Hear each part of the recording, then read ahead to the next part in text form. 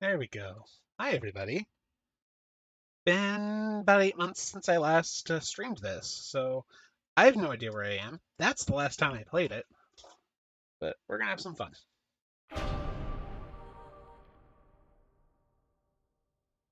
Let me know if I need to turn anything up or down or if things look choppy or weird. I'm more than happy to oblige and make this as enjoyable of experience for you as possible. Without further delay, let's load into part 3.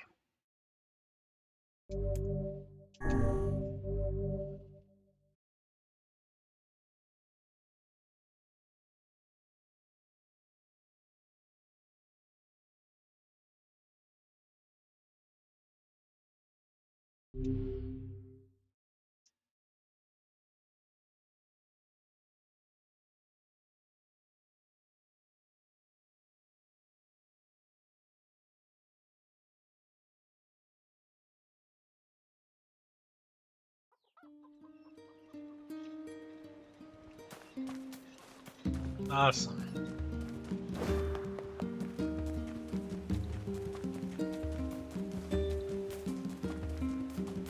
Just re-familiarize myself with the controls here.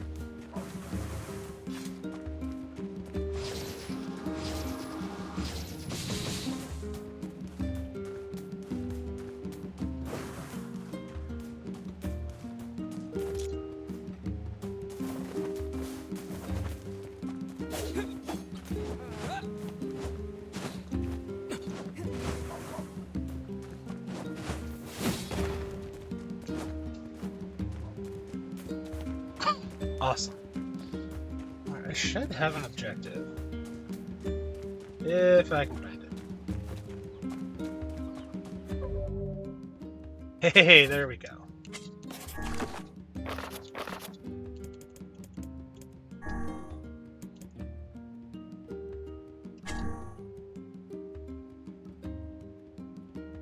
Have Devil and Popola sing a song for you. Discuss the matter with both of them. Apparently Popola needs a special drink in order to sing. Get it from the tavern in Seafront. The drink is made of special ingredients. Collect 5 lizard tails and 5 mouse tails. You collected the ingredients. Take them to the Seafront Tavern. Okay. And I assume there's no fast travel.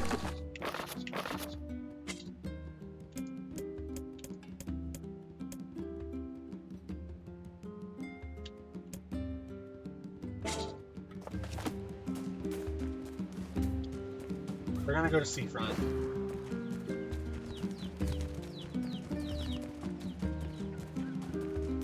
Oh. Har har, there's water.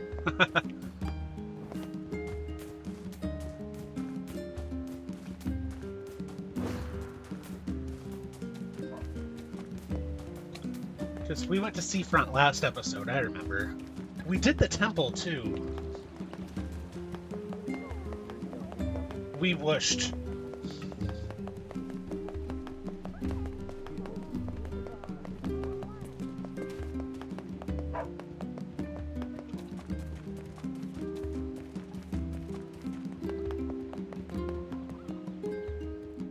Today, Popola sent me a new book about a great big tree. I really hope it has a happy ending. There's nothing worse than a sad tree. Is there, Yona? Is there, Yona? I have Kaine following me, that's right. I'm remembering. Slowly.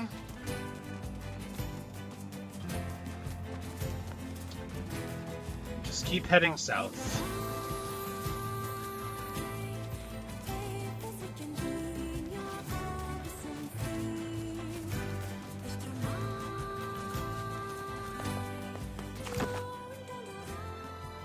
No map.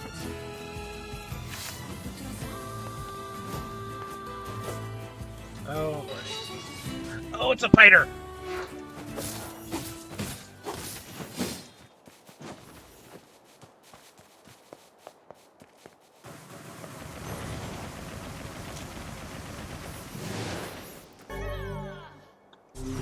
You unlocked the earning money tutorial.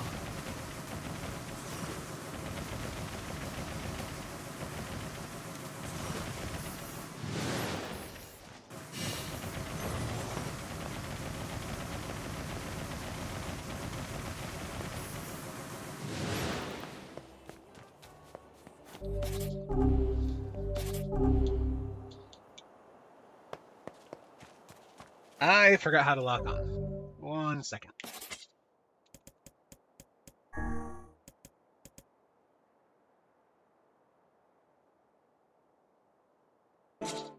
I would like the button combinations.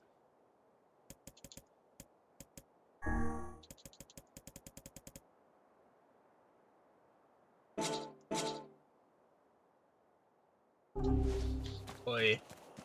I know there's a lock-on button.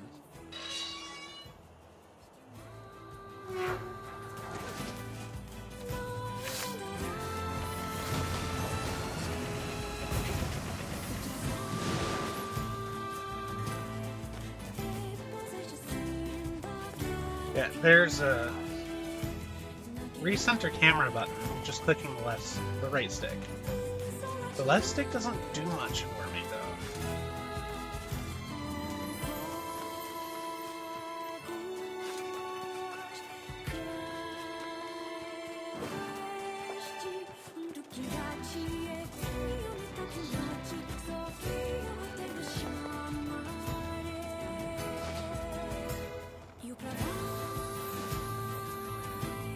That was a long animation.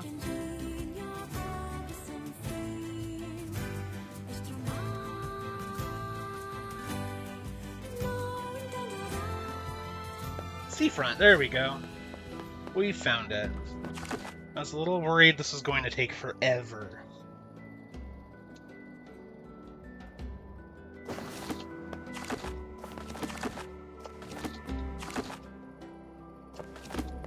Should all be down the center stretch here.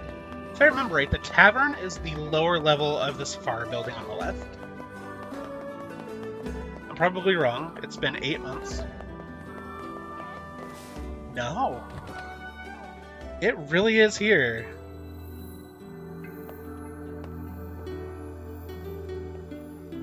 Here's your ingredients. Although I can't imagine what kind of drink uses this stuff.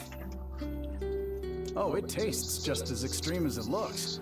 Popel is the only person I know who can handle it. Anyway, tell Popola I'll have this stuff sent over to the village as soon as it's ready, okay? Got it.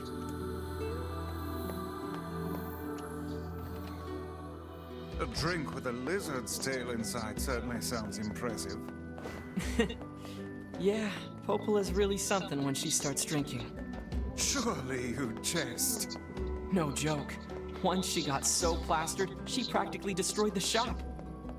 Knocked down a wall and everything. Does alcohol affect Devla in the same manner? Devla's more of a lightweight. If she has even a little, she starts acting all cute and meowing like a kitten. Devla? For true? For true. Alcohol is a fearsome chemical indeed. Ooh, fucking woo. January 30th. Dusk came back. He came back home to see me. Yay!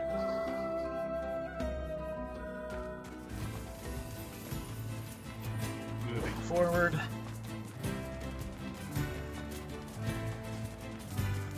Oh, yay!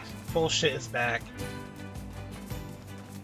We're gonna try to avoid Captain Bullshit. I don't know exactly how to do that without dying, but we're gonna try.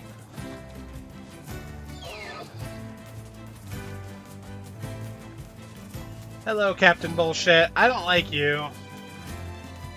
Actually, you know, we've come through the whole temple and leveled up. Like, I think we can handle it.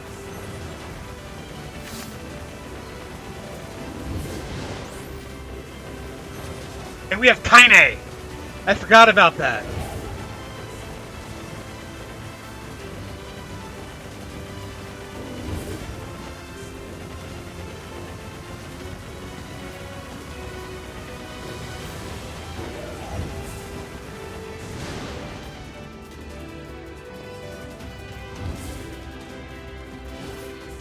Oh, look at her go.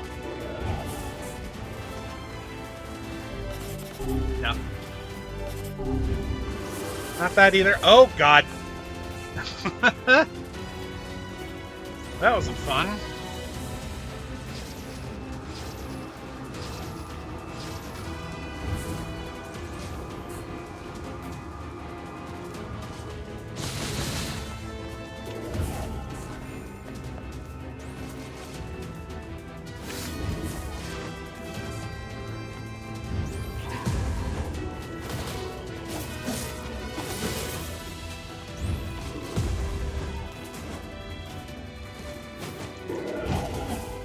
That's the first time we've gotten hit this fight. I'm proud of me.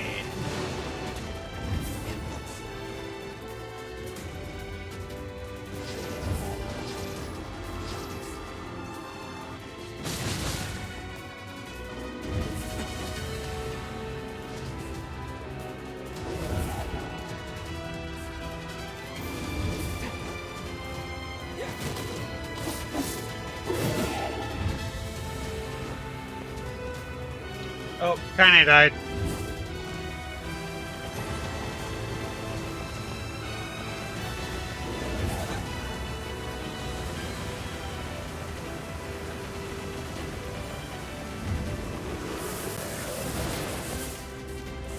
I thought you were dying. That's just your ultimate animation.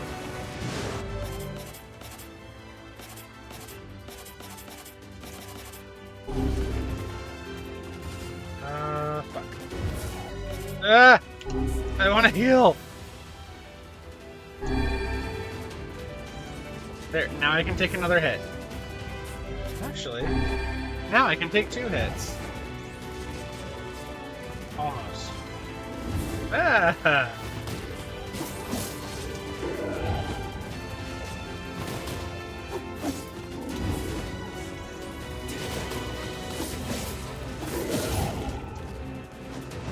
Yeah, maybe not 2 hits.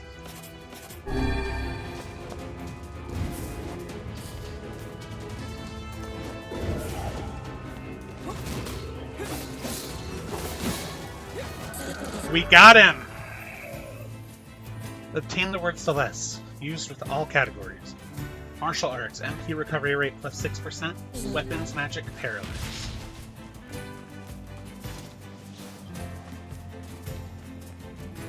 We finally killed it! That wasn't as hard. That was a little more time consuming than I was expecting, but it wasn't as difficult. We just had to steer clear, and I only had to heal once. I call that a win. Now, I think town is back this way.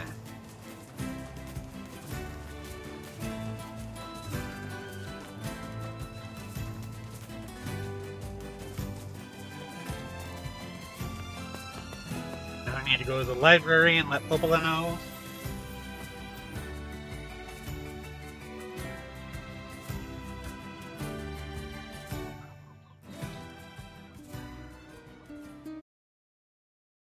One second.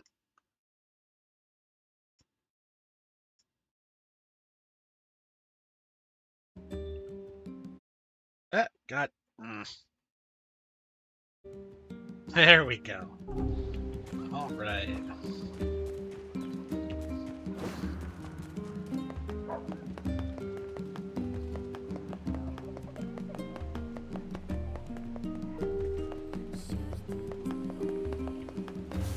We've got some night.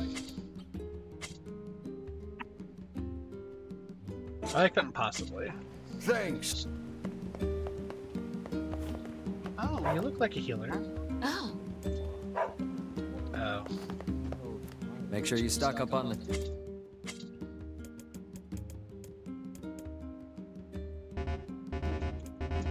Oh, that's how many he has to... Oh, he has none. Okay. Come back. I bought him out. Oops.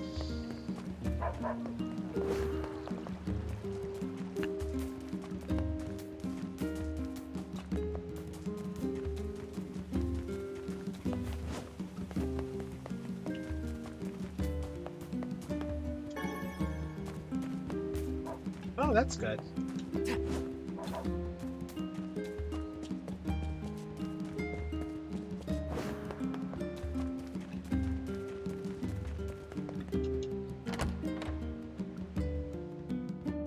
I was tired today, so I stayed home and hid in bed. I could still hear Devila singing from somewhere, though. Listening to her makes me happy. Into the library.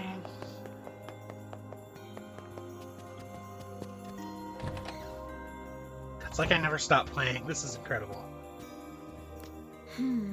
What's up? Oh, hi. I just got a strange letter in the mail. Dearest Popola, I hope this letter finds you well. I'm writing in hopes of bringing to your attention a certain dream issue of concern regarding recent events in Dream the Village. I was hoping I might be able to get your advice, Dream, on the matter. Recently, there have been dream reports, dream of a certain dream of dream of dream evil, dream empty, dream curse, dream evil, dream words, dream and dream someone dream.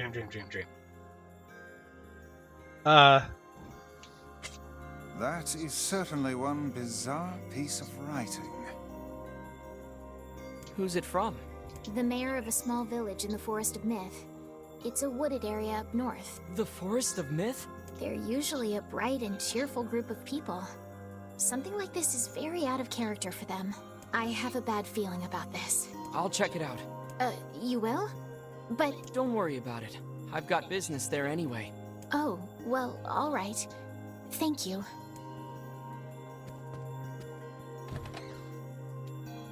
Okay, so that means Popola, or Devila, is out this way.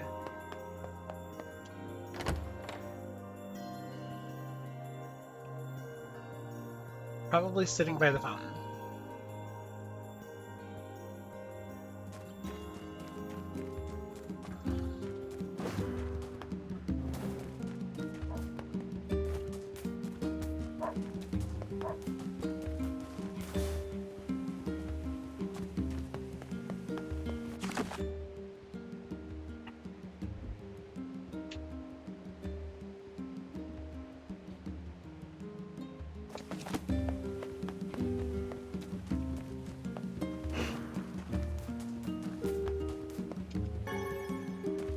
I will keep picking those up.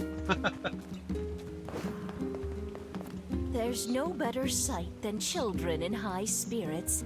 It makes me feel young just looking at them. You're not Devila. Unless Devila's back up in the library on the other side?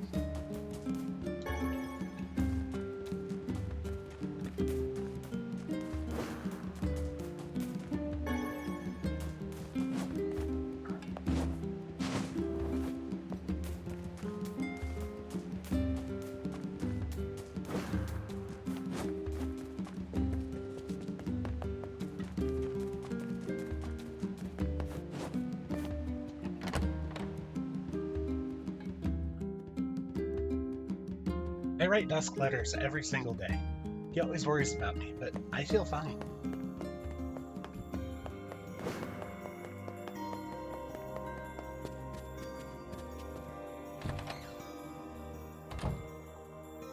No, you're just a storeroom.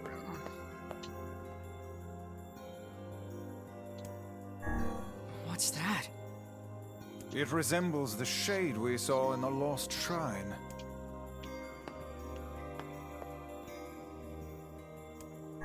It's that lizard thing we fought in the area.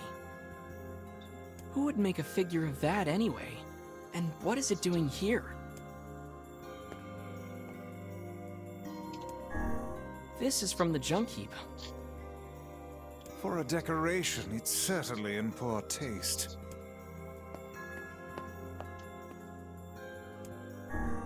What's that? It resembles... We saw this cube back in the Baron Temple. Perhaps the Prince of Facade gave it to Popola as a gift? That's right, I remember Facade. Okay. Where's Devila?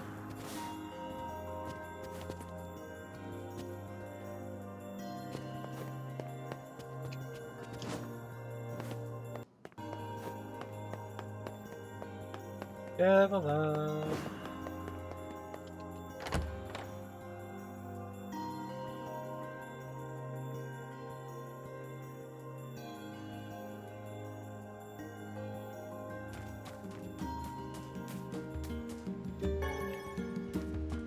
Hold on, I wonder if the quest will tell me. I'm being dumb.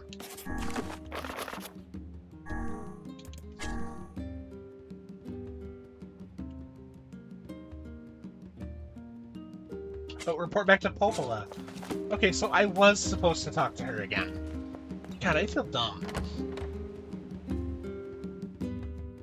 I got distracted because, ooh, new quest.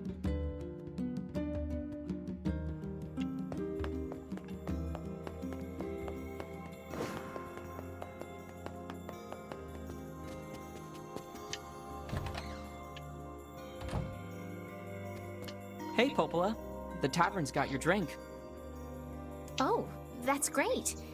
Let me get Devila and then we'll head on over.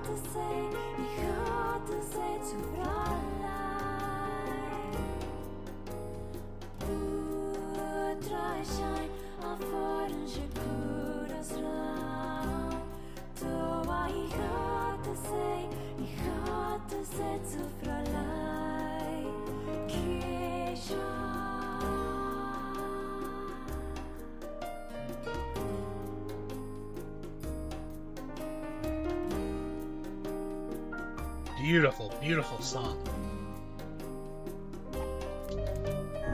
Well, that was fun. Hopefully it won't be so long until the next time.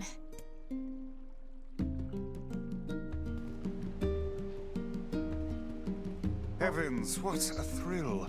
I had no idea those two had that in them. Me neither.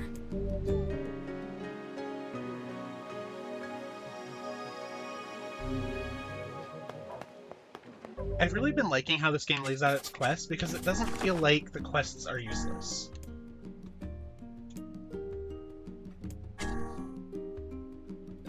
Fiona needs venison and wheat for her cooking.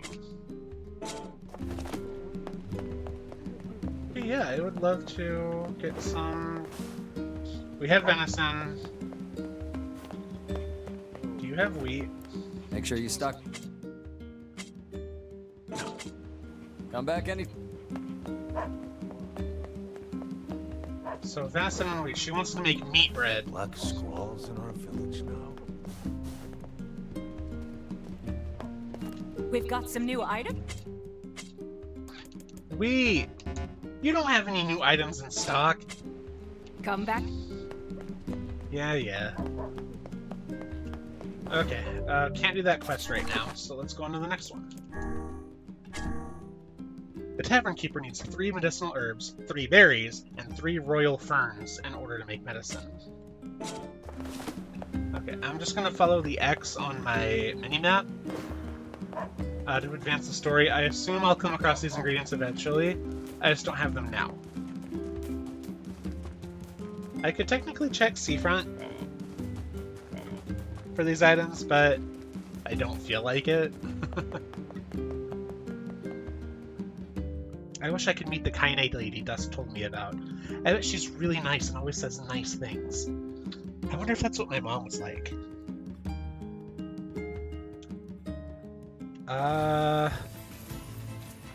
I don't want to introduce Yona to Kyanite. No.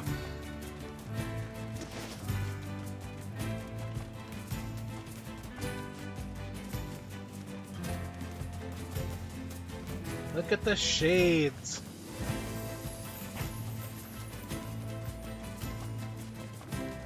Look at him having fun. Let's kill him.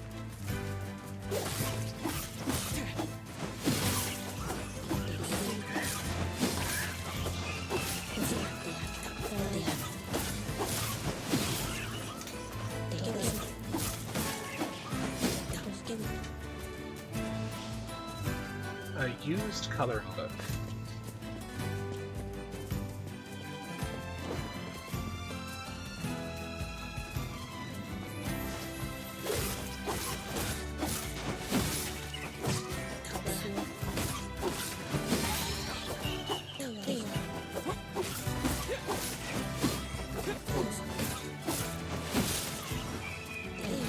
Hey, we leveled up.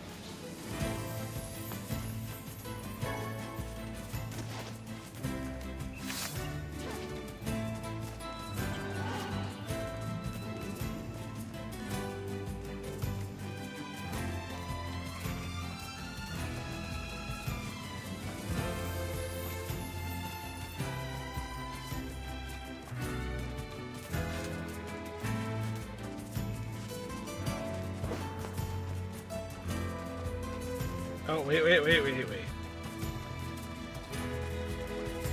was like we're just going back to Kaine's little shack hideout thing. This is where we want to go.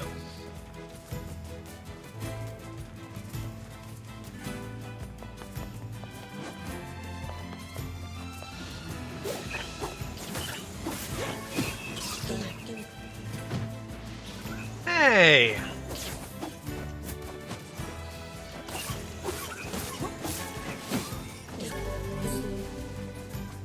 I learned a new word, didn't see what it was.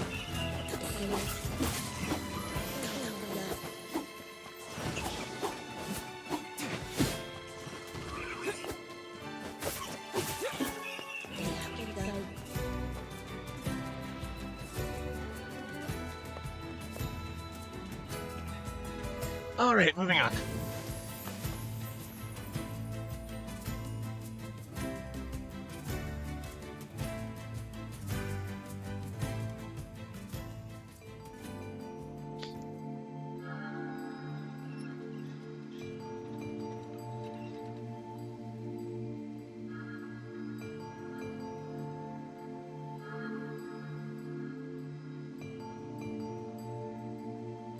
It sure is quiet here. Such silence bodes ill. There's trouble on the way. I'm certain of it. You know, a little optimism now and then wouldn't hurt, Vice. Such cheek. Beware. Uh-oh. Beware. The words. The words? What do you mean? Contagious word. Those who dream. Those who dream? Hold a moment. There is a strange new sensation in my mind. Ace's voice rose in a quizzical way. It is not quizzical. What's going on? The villager's body shuddered as he slowly opened his eyes. Perhaps we should start by asking this man. Who are you? We heard something happened to this village, so we came to see if we could help. The mayor stared at Dusk and Vice. If you can speak to me, I must have caught you in my dream. In your dream? The mayor explained. In the past weeks, a mysterious disease called the Death Dream had spread across the Forest of Myth. Those who caught it were cursed to fall asleep and live forever within the world of their own dreams. The village mayor had determined the Death Dream was spread from person to person by spoken words, but before he could learn more, the disease took him as well. Vice stared at the mayor, his mouth twitching slightly. Now see here. He said, Are you saying that we have been absorbed into your dream? Well, yes. said the mayor. I think you have. In other words, Said Dusk. we've caught the Death Dream? Before the mayor could confirm Dusk's suspicion, Vice exploded with rage. Ridiculous. Preposterous. Completely unfathomable on every conceivable level. I don't even recall falling asleep. That's just how the death dream works. Though polite, the mayor was clearly trying to brush aside the book's remarks. My remarks are not to be brushed aside, fool. The mayor twisted his mouth into an embarrassed grimace, then quickly changed the subject to who Dusk had seen, and what they had discussed since coming to the village. Something there must have caused you to enter my dream. A certain conversation, a specific word, something. Dusk and Vice racked their brains, but could find no easy solutions. There were simply too many words to consider, too much random chatter, too many meaningless conversations. Grimoire Weiss does not engage in meaningless conversations. The mere suggestion that Weiss chose his words carefully seemed to sting his pride. It does not seem to sting my pride, you bloated gasbag of a narrator. Fuck off! It has demolished it utterly. Irritated, Weiss looked skyward, as if searching for answers in the heavens. I was doing no such thing. Just leave me alone already. The anger created by his harsh words bled over to Dusk like a contagion.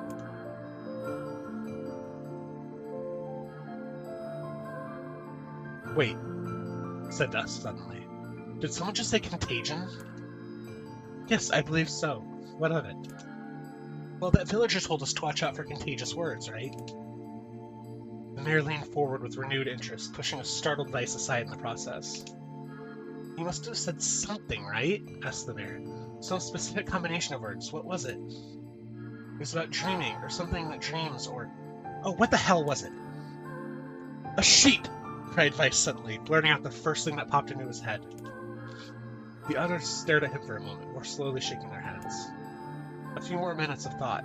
Dusk's face suddenly lit up. I remember, he said. Those who dream. That's what he said, I'm sure of it. At this, the mayor produced a thick sheaf of papers from his pocket. He flipped through them a few times before finally nodding his approval at Dusk. That sounds right, he said, as a stray sheet of paper fluttered to the ground. My notes also mentioned something about that. I bet it was the last thing you heard before you fell asleep. The mayor shook his head, his worn pencil stub tracing lines across a lone piece of paper. The last month, I've done nothing but study the disease we call the death dream, he said. I mean, I'm the mayor, right? It's my job to protect people from whatever comes along, but I never expected a couple of outsiders to start entering people's dreams. The mayor paused, a grimace crossing his face. I should probably be taking notes or something. Weiss immediately fired back. I applaud the force of will it takes to research a disease in your dreams, he said, but perhaps we should bend your efforts to escaping this place instead of trying to understand it. The mayor's hand tightened around his pencil, snapping off the tip. I've tried to escape. From the first moment I realized I was locked inside my own dream. I've been looking for a way out, but I don't think it exists. I mean, this is my dream, right? If there was an exit, I'd know about it. He paused for a moment, his unfocused eyes staring at nothing. My village is beautiful, he said to no one in particular, and it was filled with the most wonderful people you could ever hope to meet. But once this disease took hold, things changed. It's like someone took a sponge and soaked all the color out of our lives. I just want us to be whole again. I want us to be free. And I won't stop trying until it happens. Dusk nodded in agreement. Huh? Wait a second. I didn't nod. Look, if we can be of any help, said Dusk, just ask. Now hold on, I did not just say that. Silence, cried Weiss. The grimoire looked from Dusk to the mayor and back again, his face filling with confidence. Grimoire Weiss's face is always confident, thank you very much. Now see here, Mayor. You told us that nothing can exist in this dream without your knowing of it. But yet you seemed surprised to see us when we first arrived, yes? The mayor slowly raised his head, realization dawning on his face. Oh my god, he said. You're right. You're right. I had no idea you were coming. The human imagination is a limitless engine, said Weiss, and dreams are the fuel. If you can imagine an exit, then it must be so. With your permission, we shall search it out. Thank you, said the mayor. I don't know how I can repay you. Payment is not required. We are as eager as you to be done with this place. The mayor suddenly felt as if he could breathe again. He'd almost forgotten what it was like. Good luck, you two, he called at the departing forms of Dusk and Weiss. We're all counting on you. As dusk slowly faded into the misty forest, the mayor was struck by a sense of déjà vu. I saw this man once before, he thought. But where? Dusk's mood darkened as he trudged through the forest. Hours earlier, when the beauty of the place was still a new thing, he'd been confident they could get in, find the exit, and be home in time for dinner. But the deeper they went, the more the forest closed in around him. The mist made it difficult to see more than a foot in any direction, and moss-covered rocks seemed determined to twist his ankle. More than once, he had been forced to steady himself on the rough bark of a tree, and his hands now left small trails of blood on everything he touched. Additionally, Weiss was proving to be a spectacularly poor traveling companion. Unhindered by either terrain or physical effort, he spent most of his time urging Dusk to pick up the pace and grumbling about their slow progress. Finally, after Weiss murdered something about legless turtles being more adept at navigating the environment, Dusk snapped. Okay, Weiss, cram it for a second, would you? You don't have to walk! Dusk leaned against a tree and tried to stretch the knots from his back. How can the stupid forest be so big? The moment the words tumbled from his mouth, a cacophony of insects sprang to life. Every imaginable form of buzz, click, and hiss roared out at a volume that rattled his teeth. My teeth hurt. My teeth are starting to hurt just thinking about that. Ooh. Dusk slapped his hands over his ears and screamed to be heard. Weiss, what's going on? Dusk could see Weiss's mouth moving, but he might as well have been shouting in a tornado. The insects screamed. The forest howled. And then, just as Dusk's ears seemed ready to tear from his head and go running for cover, the sound diminished. Hesitantly, he removed the hand from his left ear and listened to the creatures of the woods. Sree, sree, sree, sree. I'm not doing any more of those. As the insect symphony dimmed another decibel, Dusk began to detect patterns in the sound. This isn't random, he thought. It's not just white noise, it's something else. The insects weren't just calling out, they were asking a question. 1 with it is lacking. 2 with it is ideal. 3 with it is dangerous. What is it? By my pages, is this a riddle? I guess so. I mean, it feels sort of forced, but maybe it's the key to getting out of this place. Then I leave it to you to answer. 1 with it is lacking. 2 with it is ideal. 3 with it is dangerous. What is it?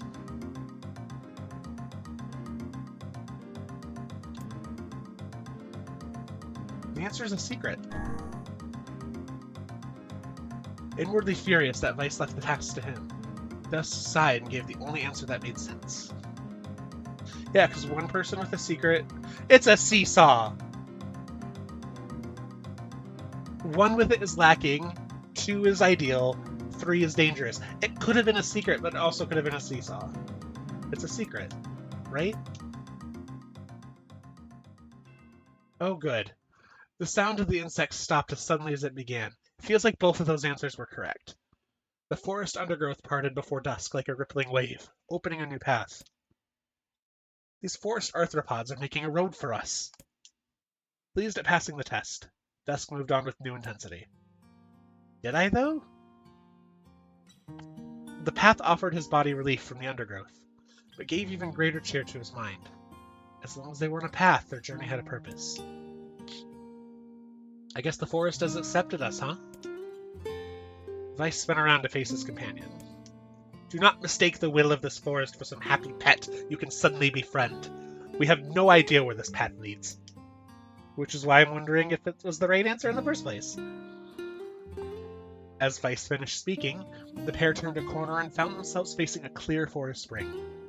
Smiling, Dusk picked up a small rock and sent it skipping across the surface of the water.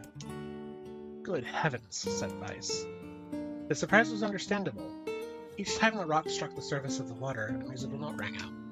When the rock finally stopped moving and sank to the bottom of the spring, the ripples it left behind came together to form words. I enter through the window, but break no glass.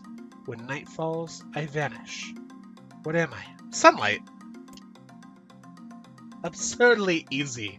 Now answer it. Dusk grit his teeth and tried not to reach out and strangle his companion. He's right after all. This one's pretty easy. Yeah, sunlight! I swear I haven't played this before.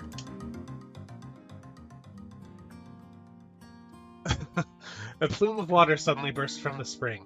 Sunlight filtered through the trees and reflected off the plume, creating a shimmering rainbow that spanned the entire horizon.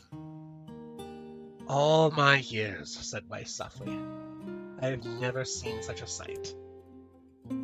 Perhaps I have misunderstood the intentions of this place. Hey, look, cried Dusk, awaking Weiss from his daze. There's a house or something over there. Glancing in the direction of his friend's extended hand, Weiss saw a small cottage nestled among the trees.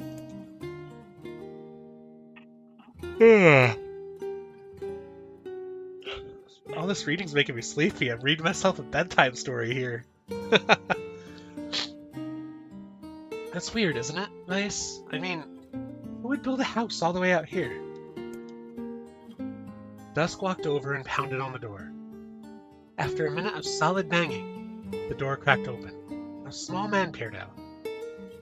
His body was cloaked from neck to toe in a large black cape, while his face was obscured by mist. Began Dusk. Before he could get any further, the cloaked man held a hand up and began speaking. I have 4 legs in the morning and 2 at noon, but end the night with 3. What am I? I already know this one, it's a human. Dusk tried to ask the cloaked man who he was and what he was doing there, but he simply repeated the question. If we wish to engage this man in conversation, it seems we must answer his riddle. Yeah, I suppose. Well, at least it's an easy one. A man. You crawl on all 4s when you're a baby, you stand on 2 feet in midlife, and when you're old, you have a cane for 3 legs. A man. The mist dissolved from the cloaked figure as he spoke a single word. Correct. With that, the man flung his garment aside, revealing his true identity. Ooh. You're the mayor! The small man slowly shook his head. I am not the mayor you know. Now listen to my words. Long ago, I saw a version of you that was not yourself. Sorry? What's that mean? It will make sense in time. At present, I simply congratulate you on the cracking the seal of the Death Dream. Now you must go to the person at the forest entrance. With that, the man turned on his heel and slammed the door behind him. As Dusk watched, mist seeped up from the ground and enveloped the college, erasing it from existence. When Dusk and Weiss returned to the forest entrance, they found the mayor leaning against a tree. As soon as he caught sight of the duo, he sprang to his feet and scrambled over to them. Good gravy! You made it! You actually made it back! His left hand grasped Dusk's and pumped it so fiercely it threatened to dislodge from the socket, while his right seized Weiss by the cover and swung him through the air. That's a hell of a mental image. God, by the heavens, stop shaking me, fool! We have not even told you if we were successful or not. The mayor smiled broadly and shook his head. I'm just happy you're alive. I didn't think I'd ever see you again. Dusk withdrew himself from the mayor's eager handshake with a slight smile. We broke the Death Dream's seal, he said. At least, I think we did. I swear, I'm getting more and more tired by the page. The mayor's face beamed as Dusk filled him in on the details. When the tale was done, the 3 of them had laid down on the forest ground and fell asleep. I'm gonna fall. I'm gonna fall asleep.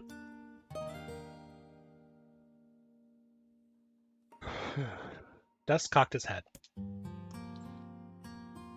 Okay, hang on a second. This is crazy. Why would we just lay down and go to sleep? Cease your endless prattle and go to sleep, fool. Fighting against the rules of this place is futility itself. Dusk and the mayor obediently reclined atop the grassy earth.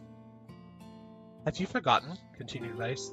It is words that control the Death Dream. Words that allow us to move from place to place. No matter how unnatural they seem, the words are absolute. Therefore, if the words tell us to sleep, then sleep we shall. And once we do, the story will continue. With that, the trio found their eyes growing heavy, their breath slowing. Oh my god! This is the first time, began the mayor. The first time I have felt tired since I was imprisoned here. His words were cut off by a loud, long yawn, and he remembered nothing more. They might have slept for an hour or a year. When they awoke, things had a slightly more real quality to them. The mist felt thicker, the leaves greener. It was clear they had awakened from their dream. Dusk shook the mayor's shoulder gently. "Good news," he said. "I think we made it." "Oh, wow. We did. I'm back." He blinked once, and then again, as if not quite believing the sight before him. "You two have no idea how much this means. The death dream was spreading through our village, and I wanted to... well, I thought I could figure out how to stop it, but I guess that wasn't the case. I must have caught the disease and become trapped in my own dream." The mayor started to stand and then collapsed back to the earth. He stared at his legs as if trying to remember how they worked, then glanced at Dusk and shrugged. Without a word, the young man reached down and pulled the mayor to his feet. "Real life may take some getting used to," said the mayor as a wry smile crossed his lips. "You shall relearn in short order, I am sure," said Weiss. "For now, you should return to your home and rest." "No," said the mayor, swaying on unsteady feet. "No, I can't. Some of the villagers are still trapped in a death dream. I have to save them." The mayor slowly made his way to the divine tree in the center of the village, then bowed his head and prayed silently. "This is a holy tree," he explained when the prayer was finished. "It's the guardian of our village's history and memories. Superstition will only make our mission harder," muttered Weiss. "We should not put our faith in the gods." The mayor shook his head. "Not the gods, the words. Legend says that our tree is home to a powerful magic known as a sealed verse." Dusk and Weiss could not contain their surprise. It seemed a goal had been found in the most unexpected of places. "I say, this is certainly a stroke of luck." As the three of them said their goodbyes, Dusk mentioned the strange man who had given them the third riddle, and the mysterious words he had left them with. "I once saw a version of you that was not yourself. What in the world does that mean?" Lost in thought, he stared into space for a long moment. "You know, this is going to sound odd, but I had a feeling I'd seen you before, too." Dusk tried to keep a straight face and failed, but the mayor didn't seem to notice. Deja vu, right? Anyway, I figure it's just some kind of illusion created by the death dream. It probably doesn't mean anything. Dusk gave the mayor a nod and a smile, but inwardly his thoughts were racing. There's something wrong about the mayor and his words. What exactly is going on here? That riddle would prove to be the most difficult one of all. Oh, thank you so much. Now I can finally return to a normal life. This is one of the most bizarre diseases I have ever encountered. I know. That's why we have to help the other villagers, no matter what. Obtained a sealed verse. Obtained dark execution magic. Summon magical spikes from the ground to impale enemies. Charge to increase the number of spikes. Oh my god. Verse. That didn't take much effort.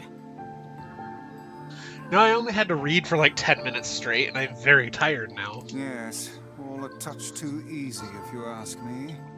It's almost as if someone was guiding us to this village. Don't overthink advice.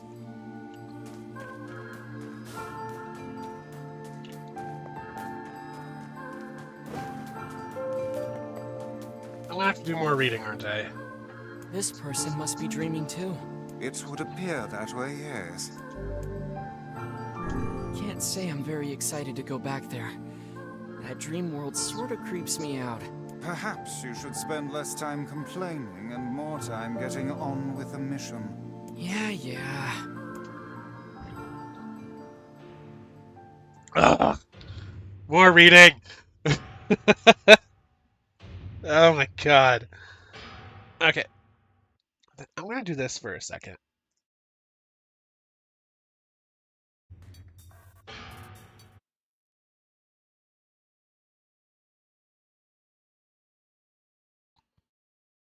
Lordy.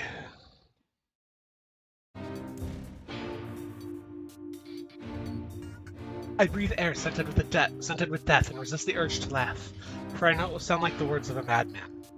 How long have I been in this fresh hell? My box, my prison, is tucked beneath a stairway in the long unused catacombs of some infinite castle. Outside, I hear the sounds of a funeral dirge that plays without end. Light has no place here. Wind is a forgotten friend. I pray for death to come, but he forsakes me. Time passes. An eternity slips by in a single tick of the clock. Someone knocks on my prison. Is anyone there? I hear an unfamiliar voice say. My savior! I claw at the door of my jail, embedding splinters under my ragged nails. I scream for help. I laugh, I sob. Surely this is a product of my addled mind. It cannot be true. Help me! For the love of all the gods, help me! Impossibly. I hear the sound of a lock being torn out and falling to the floor. As the door slowly creaks open, I have just enough time to see a silver-haired boy in a floating book before the light pours inside. My eyes, accustomed to the blackness, explode with pain, and I'm forced to turn away. Who are you? I ask, my shaking hands covering my face. Have you come to this place? I am Grim Varvice. This is dusk. Long have we been searching for you. Now come, stand. We shall awaken from this nightmare together. The one known as Dusk extends his hand and pulls me to the cell. Though my eyes are slow to adjust to freedom, my ears are keen as ever, and I recognize the staccato sounds of heavy rain. I never thought to hear that again, I whisper. Would that this were not such a terrible storm, said Grim Varvice. Look at your feet. I force my eyes open and see water pooling around my ankles and lapping at my shins. There's so much of it. Yes, and more comes each moment we delay. If we do not make good our escape, we shall all drown in this castle. We know you are weak, but you are our only hope to survive this place. Time, that long-forgotten friend, made itself known again. I nodded my head and swore to save my rescuers, no matter the cost. The castle catacombs are a maze, twisting upon themselves like the endless entrails of a giant. I squint down the dim corridors and proceed north.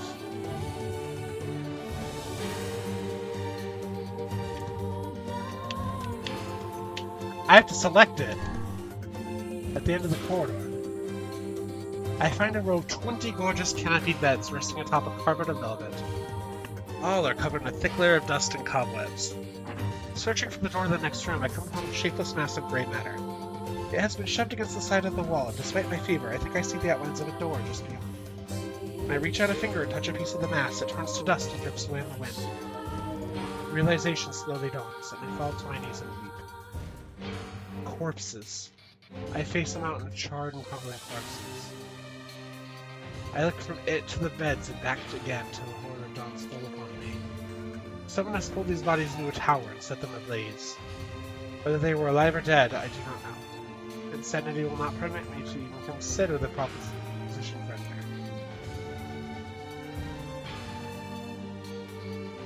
I make a sound. Whether scream or laughter, I cannot be certain. Then my mind grants me merciful blackness, and I find myself opening the door and leaving that most terrible of rooms. I squint down the dim corridors. South is going to take us back where we came from. North.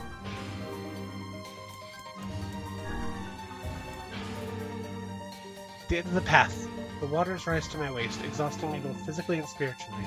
I pray this is the way out. Eventually, I can stand the sight of the waters no longer, so I turn my eyes up. I'm surprised when I see a series of paintings on the faded plaster wall.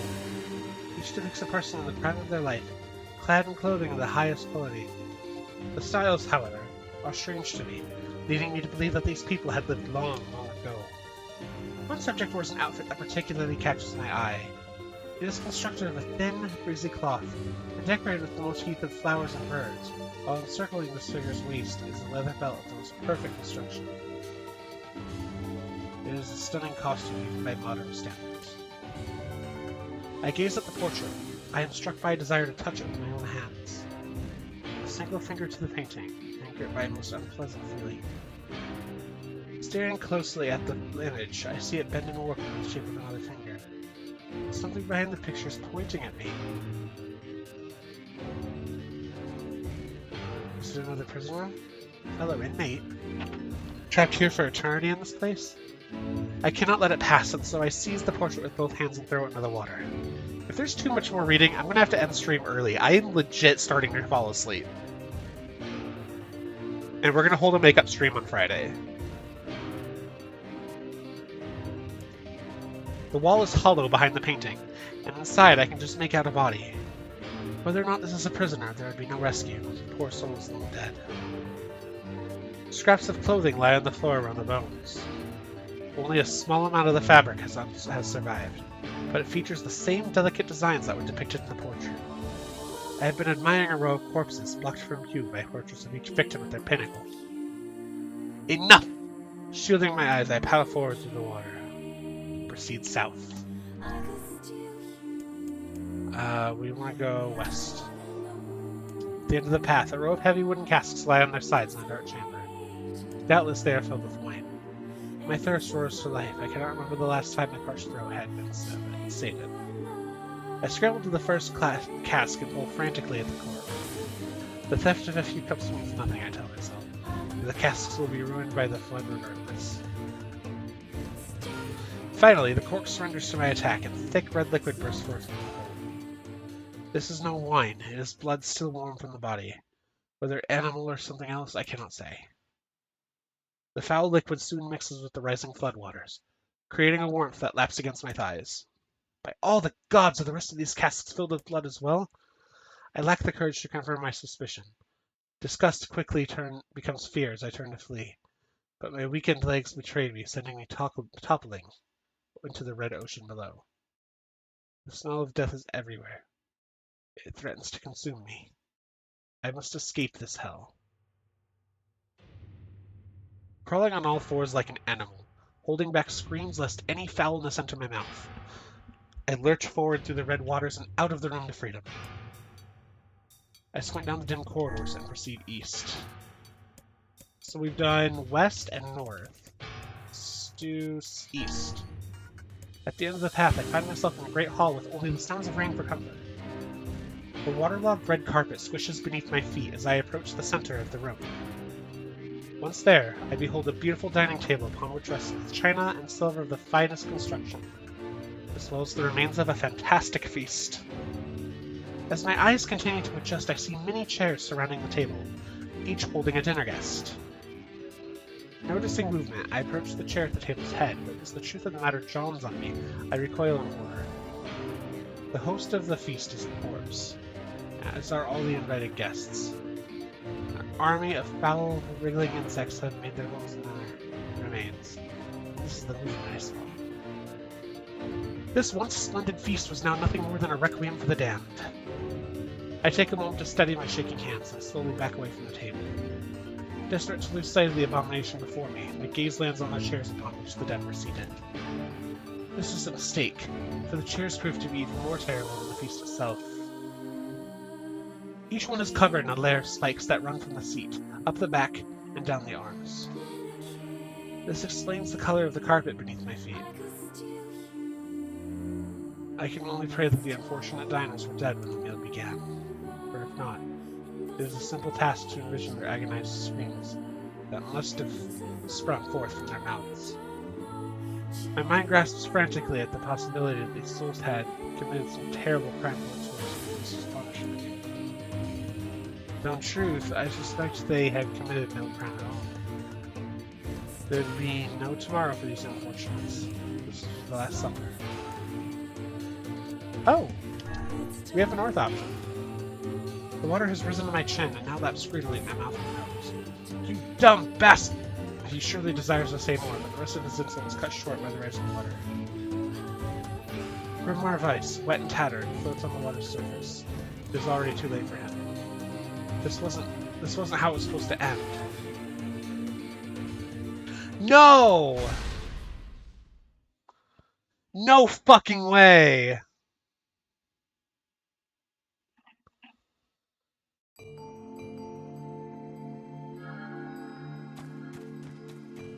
Oh no, do we have to do all of that again? Okay, no. And I'm gonna pick this up.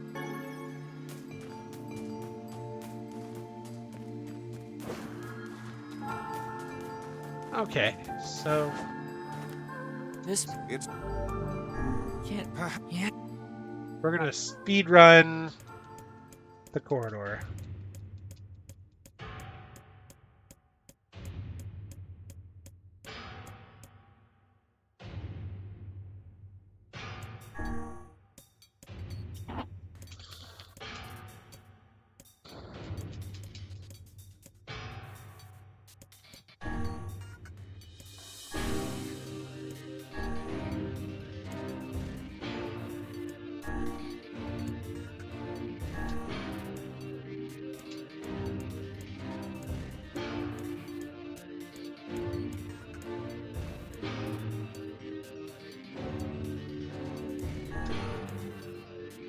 Against all hope, we make it to the front door. Break it down, someone cries, so I give myself to the effort. In tandem with Dusk and Vice, I slam my body against the thick, sturdy door. On the third try, it gives way. So we were there, and we died. The storm is in retreat. The clouds above are still dark and foreboding, but to the west I can see a thin shimmer of sunlight trying to break through. How can I thank you, I cry, as tears join the rain on my cheeks. I surely would have died in there. Looking down, I suddenly notice that my dress is in tatters, and sheepishly try to cover my exposed skin. Your dress, Mrs. Weiss, and you are a woman, madam. I am. I proffer the two a smile. I suppose that comes as something of a surprise, seeing as how I exist only in the form of words. I can see that the one known as Dusk is disappointed that the torn dress will be given no further description, but he hides it well. With a nod and a shrug, the three of us set forth to our awakening. Bitch, I'm gay. But behind us, an awakening of another kind is taking place. Black smoke fills the abandoned castle, providing the countless damned souls inside with their final shroud. After a moment, the castle's windows shatter with a mighty roar. A fresh breeze blows through the hallways and corridors, clearing the smoke away for good. As we watch in awe, uncountable black shadows slowly flicker their light, crossing to and fro in front of the broken windows. The castle's dead have awakened to their new life, as shades.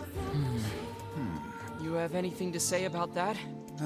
Hopefully there will be no labyrinth next time. I hear that. Oh my god. I'm not reading anymore. This sucked. I'm gonna go save. I'm so tired.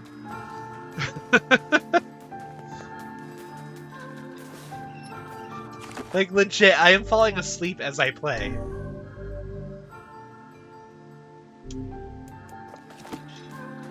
And my words are getting lazier and lazier.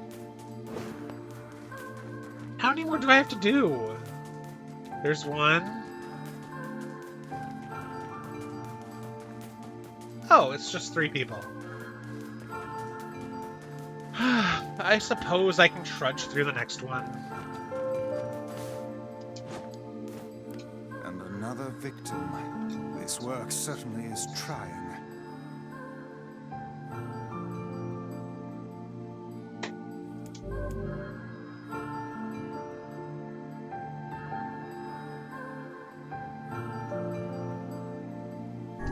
I figured a book like you would be into all this word stuff, Weiss. Even I have my exceptions.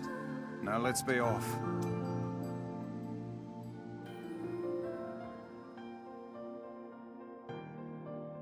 A colony of massive sculptures was visible in the distance, their tall forms scraping against the sky.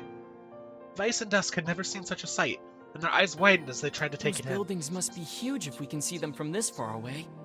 What do you think, Weiss? Oh, good, I talk.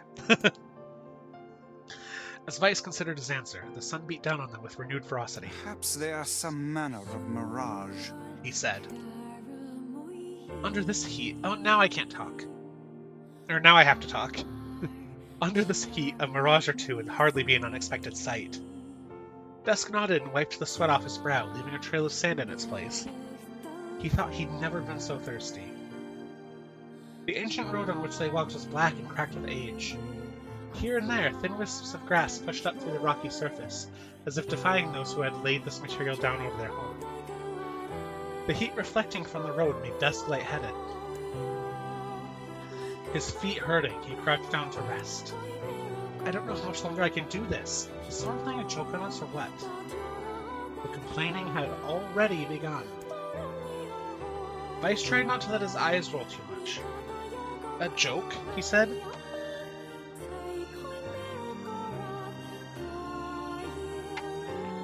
Okay, desperate times call for desperate measures. Lights in my room are now blue. We're gonna force everything into blue light so that way my brain receives signals to stay awake. Or not get tired. Fuck.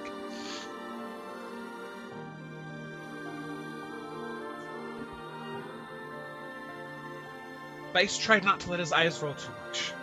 A joke, he said. No, no joke. This road leads to the city of art. Perhaps the path itself is simply some manner of grand artistic work. You don't sound very sure of yourself there. Perhaps not, but thinking of it in this way might make it easier for you to bear. Dusk glanced at Vice's grinning face, shook his head, and resumed walking. As time passed, Dusk's feet grew more painful, and his throat drier than he had thought possible. He tried not to look further than the next step ahead, because the bright sunlight made him hesitant to trust his own senses. We are definitely getting closer, said Vice in an effort to cheer his companion. Yes, this much is certain. Encouraged, Dusk lifted his gaze. Suddenly, he stopped walking, choosing to stand in the middle of the road with his mouth and eyes wide open, as it his finger pointing in the distance. Water! He cried. It's water! Water?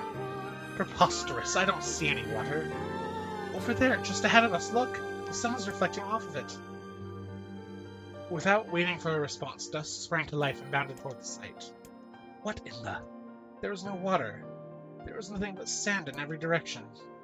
Dusk closed his eyes and sighed as Vice floated up behind him and chuckled softly. I believe this is known as a mirage, he said. Many a desert traveler has spoken of such things. Dusk shook his head, bewildered. Suddenly he pointed off in the distance, his eyes wide once more. Wait, there it is! I just missed it! Look, it's right there! Dusk sprinted off again, leaving Vice with no choice but to follow. After a few minutes of running, Dusk came to a halt. Could have sworn it was right around here. Confused, he put his hands up to his eyes and rubbed them vigorously. As soon as he stopped, he noticed a blue shimmering pool of clear water just over the next rise. With a shout, he bounded off in search for it. The chase continued for nearly an hour until an exasperated Vice finally floated up to Dusk and struck him in the face with his cover. Enough, you blithering idiot! Stop this at once! There is no water here! Dusk's face clouded. There isn't? There's not, and perhaps next time you will listen to me when I tell you as much. Vice paused for a moment, then continued speaking in a slightly kinder tone. However, I suppose this mad chase was not altogether wasted. It seems we have arrived in the city of art. Dusk looked up. Stretched out before him was a row of impossibly tall sculptures. Their journey was at an end. They're huge! I've never seen anything so big, cried Dusk, completely forgetting the heat and pain of the past few hours. And also, that's what she said. Each sculpture was formed from roughly the same shape. A tall rectangle that stretched up towards the sky. That's where the similarities ended. Most were covered with panes of glass that reflected light in 1,000 directions, while others seemed to be nothing but frames of steel. Some had spires on their tops, while others possessed triangular caps. What kind of city is this? Where are the people? Where are the houses? Perhaps the land is intended exclusively for artistic use. The debate continued as they made their way through the city. Miracles of artistry were everywhere. Great iron crates with wheels sat silent on steel rails. Beautifully carved works with lights of red, amber, and green tangled over every street. As they moved away from the massive sculptures, they found a great array of smaller ones. Some were covered in glass or brick, but many were composed of materials they had never before encountered. I'm gonna sneeze. Excuse me. But many were composed of materials they had never before encountered. The sheer variety of colors and styles was staggering. Unable to find a theme or purpose to the abstract works around them, Dusk and Vice eventually fell silent. On the outskirts of the city, they discovered 3 sculptures in the shape of humans. Dusk uttered a sigh of relief as he approached them. Finally, I was getting tired of modern art.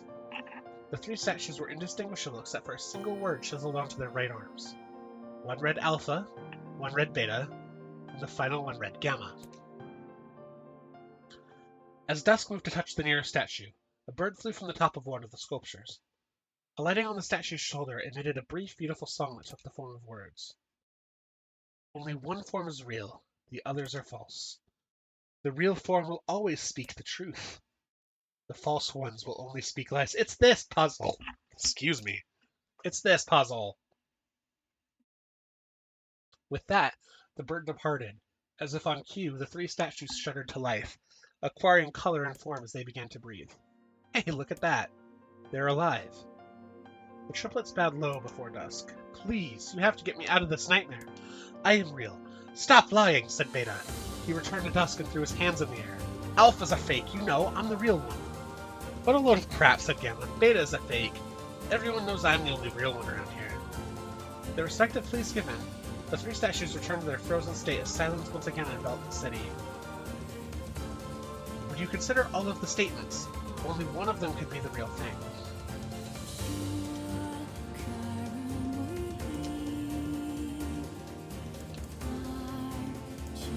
So Alpha said they're the real one. Beta said Alpha lies. Gamma said Beta lies. Let's assume Alpha is correct. Right? If Alpha's correct, that would make Beta a liar. And that would make Gamma telling the truth. So it can't be Alpha. Beta, if Beta is telling the truth, it would make Alpha a liar and Gamma a liar. And if Gamma is telling the truth, it would make Beta a liar and also Alpha a liar. So, it's between Beta and Gamma. Alpha is definitely not real.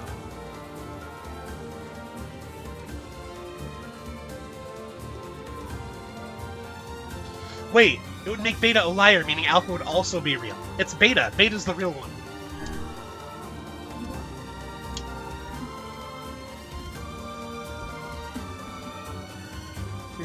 Though Dusk's voice betrayed a notable lack of confidence, he was relieved to see Weiss nodding head.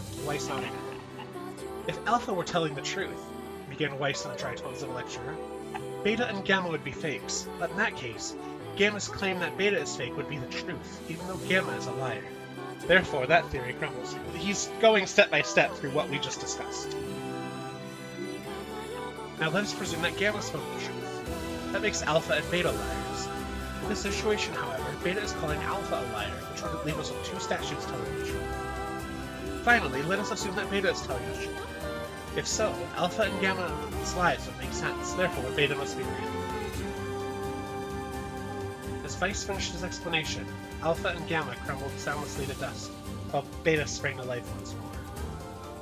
Congratulations, villagers, said Weiss in a cheerful voice. The time to awaken has arrived. Thank you for saving me. He dropped to his knees and bowed his head as low as it would go before an uncomfortable dust pulled him to his feet. Why did you have a dream like this? Have you been to the city before? The villager slowly looked around at the bizarre objects and sculptures that dotted the landscape, then shook his head. I don't think so. I mean, it's impossible, right? There's no way I could have ever been to a place like this, but at the same time, I feel like I've seen it before. Deja vu, just like the mayor. The vague sense of unease that struck Dusk during the mayor's dream spread once more through his mind. That was rough. I am positive I have seen that place before. Okay, that's enough. Don't need you getting all weird on me too. Okay, there. Now all the villagers can wake up, right? Yes, if the mayor's assumption was correct. I think I have had enough wordplay to last a lifetime. Thank you very much. You and me both, Weiss. Oh my god. You're telling me. Anyway, let's go see the mayor.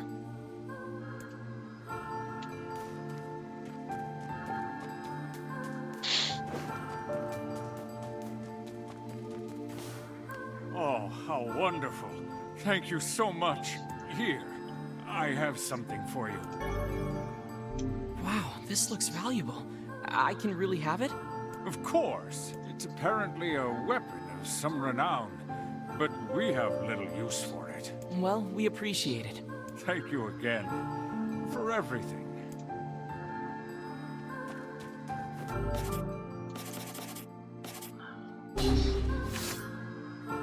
And the sword's stronger by 24 points.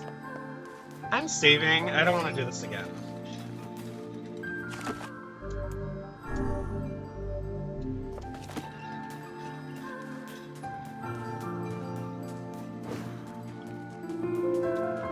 Oh, we made it.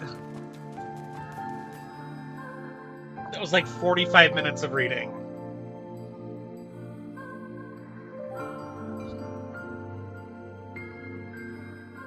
So how was the village?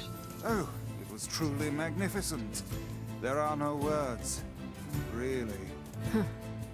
Neat. Let's get back to Popola. She'll probably want to know what's going on in there. Come on, Mrs. Pajamas. Let's test out the weapon. Oh, it 3-shots the shades. Oh, that's nice.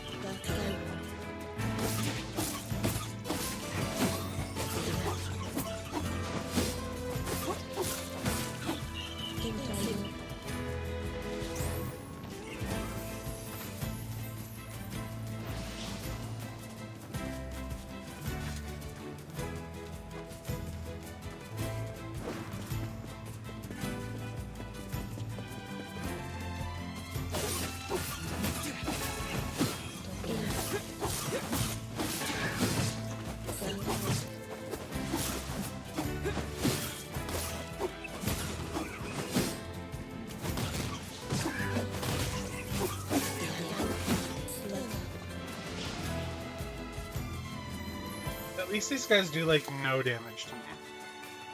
Oh, you're an item. Hello.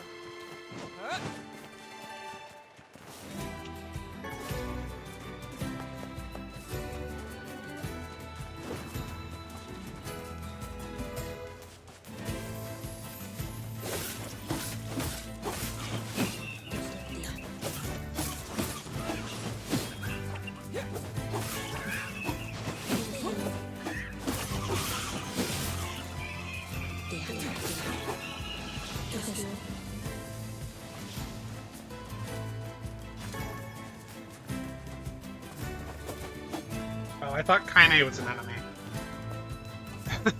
That's how out of it I am after seeing all of that. After reading all of that, like... Oh, lordy.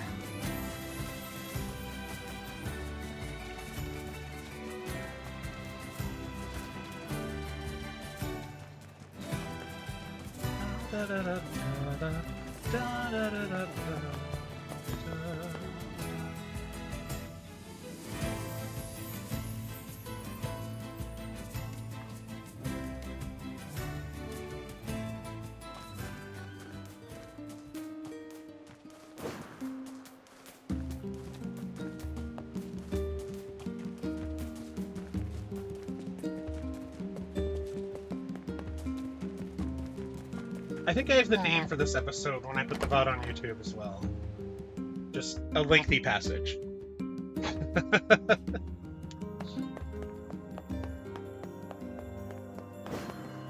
So it was like half an hour, 45 minutes just reading.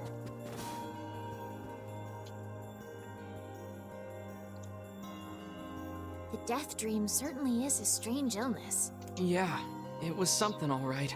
Even I, with my natural love for words, have no desire to visit that place ever again. You guys did well. You've been making a lot of long trips lately. Are you sure you're not pushing yourself too hard? I'm okay. I can't just sit around all day while Yona's sick, after all. If you say so. So, anything I can do for you? Well, I suppose there is one thing I could use a hand with.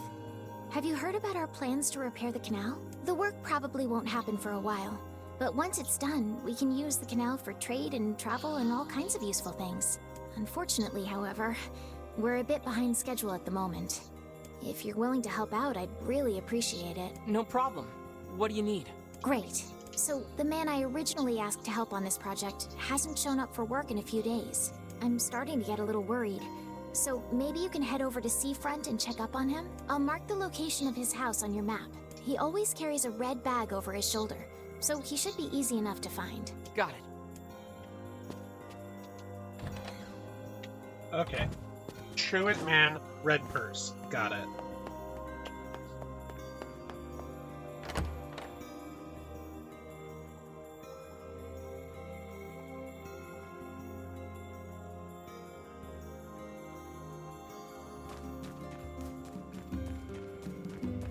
A canal, is it? Fascinating. If we had a ferry, we could put these days of endlessly running about behind us. Don't you just float everywhere anyway? Do you think I am borne aloft by the winds, lad? It takes stamina to maintain this height. Oh, really? You could at least try to hide the utter dismay, you know. Oh, I forgot. I was going to ask you to get some fertilizer as well. Next time you're in Seafront, can you pick up 3 bounty fertilizers for me? Sure thing. Why not fill your... I hope you grow some real buttes. You don't have anything in stock. Also, I'm going to Seafront anyway, I might as well do this quest.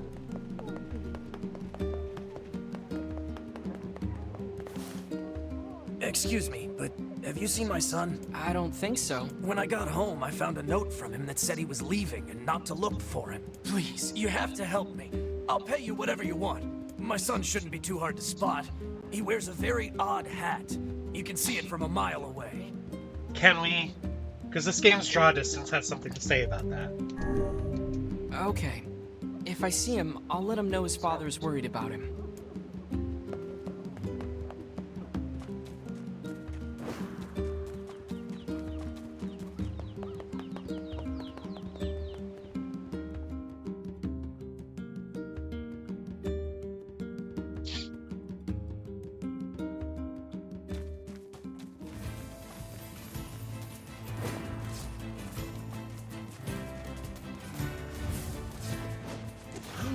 That was a deer!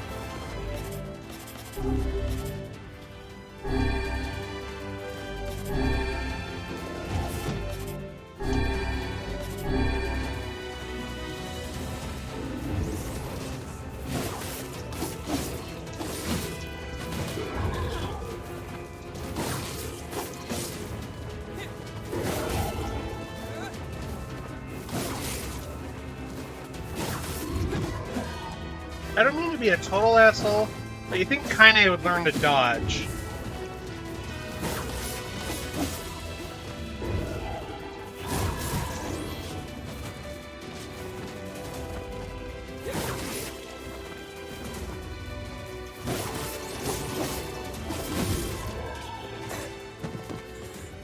And then I die myself. Okay, that's poetic justice. I'll take that. I'll take that on the chin.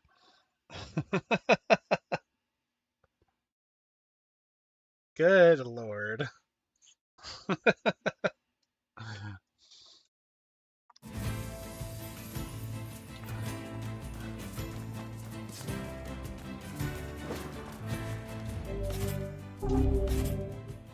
Okay, I didn't... It gave me all of my heals back, at least.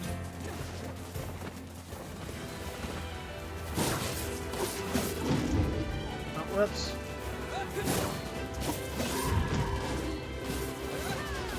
Oh, his health bar is at the bottom of the screen.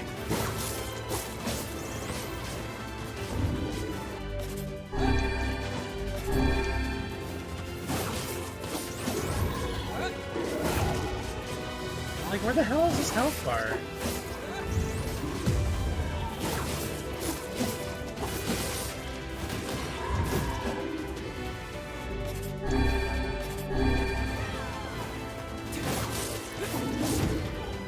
I dodged. How dare.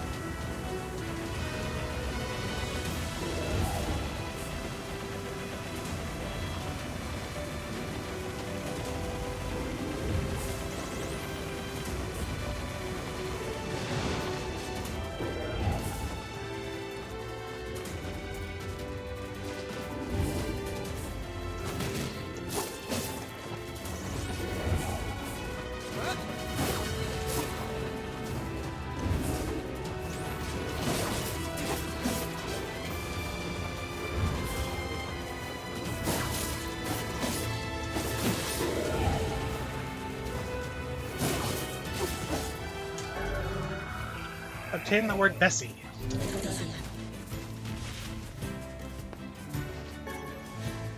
Hey, Royal Fern. That's one of the 3 we need.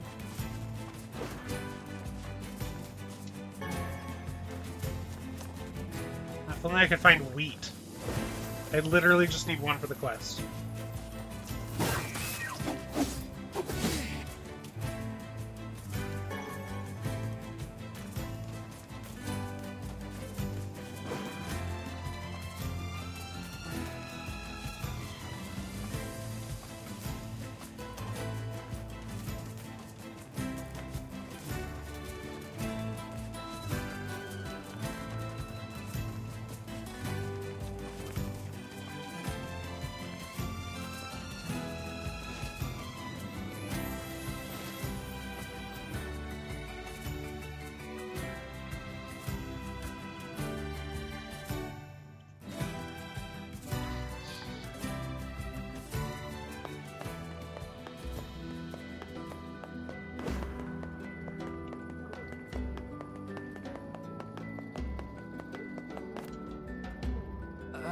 Hey, Mr. Purse. Hey, are you the guy who's supposed to help repair the canal?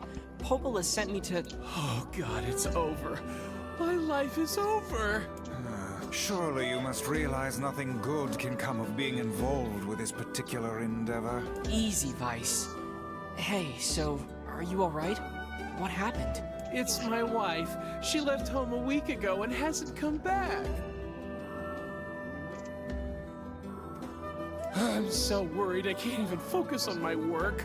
Oh, my sweet dumpling, where are you? Yikes. Oh, that's terrible. Would you like us to help you look for her? Really? You'd do that for me? Sure.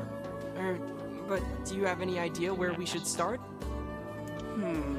Well, she always used to enjoy drinking at the tavern with her friends.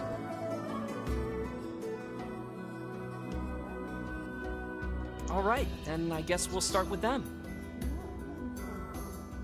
Thank you. This means the world to me. Oh, and by the way, my wife always carries a red bag, just like mine. If you mention that, it might ring some bells. I've met some odd couples in my day, but none who felt the need to wander about flaunting matching luggage. You need to get with the times. Coordinated outfits are all the rage. Plus, these bags are special. We bought them for our anniversary. But now my sweet dumpling is gone. And it's all my fault. Okay, just stay calm. We'll go look for her, alright? You sit tight.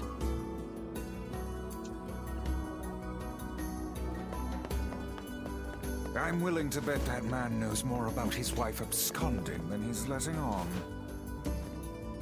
We got the late.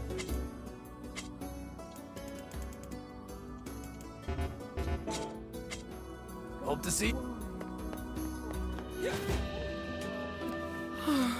Oh, I've been such a...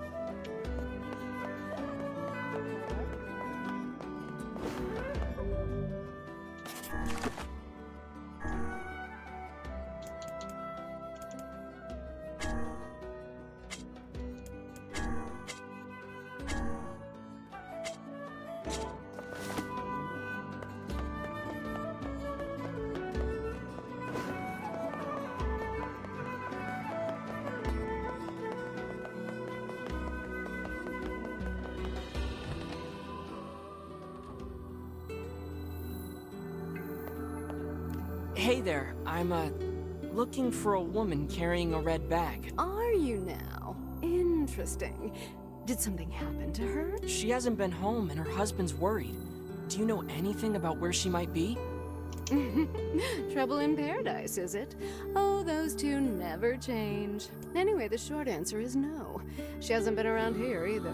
Though come to think of it, she always got on well with the woman over at the tackle shop. Maybe you should try her? I'll do that. Thanks. Hey, what's the rush? You've got a cute face. Why not sit here and join me for a round? Or 3? Sorry, ma'am, but I'm not old enough to drink.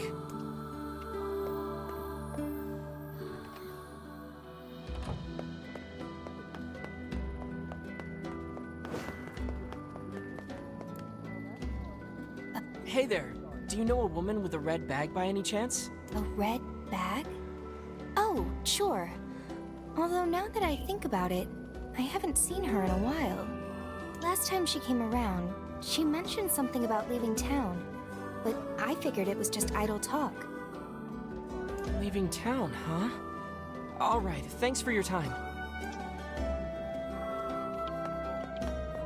If she has truly left this charming hamlet, finding her may prove most difficult indeed. I just hope she hasn't been attacked by shades or anything.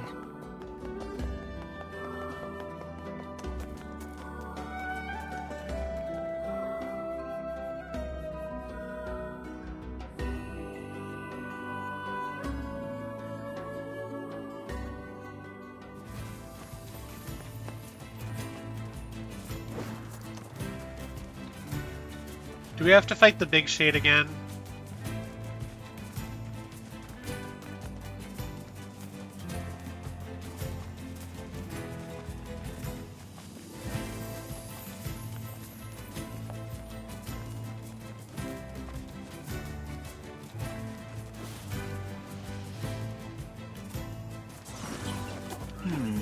Something about that shade seems rather odd.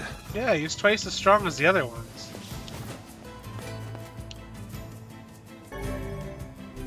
Oh no. Hey, look at this. It is identical to the red satchel carried by the man who sent us on this mad quest. Perhaps it belongs to his spouse. Oh no. Do you think the shades got her? I fear it likely, lad. I sense no other activity in the immediate vicinity. We were too late. Oh, this is terrible. What are we supposed to say? However difficult it may be, we've no choice but to tell the man the truth.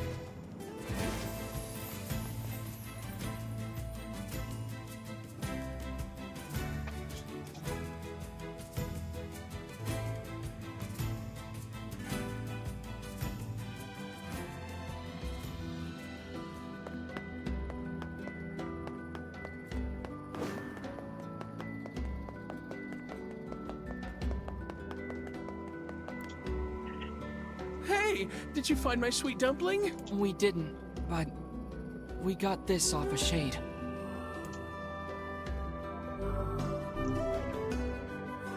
Oh no, this is hers.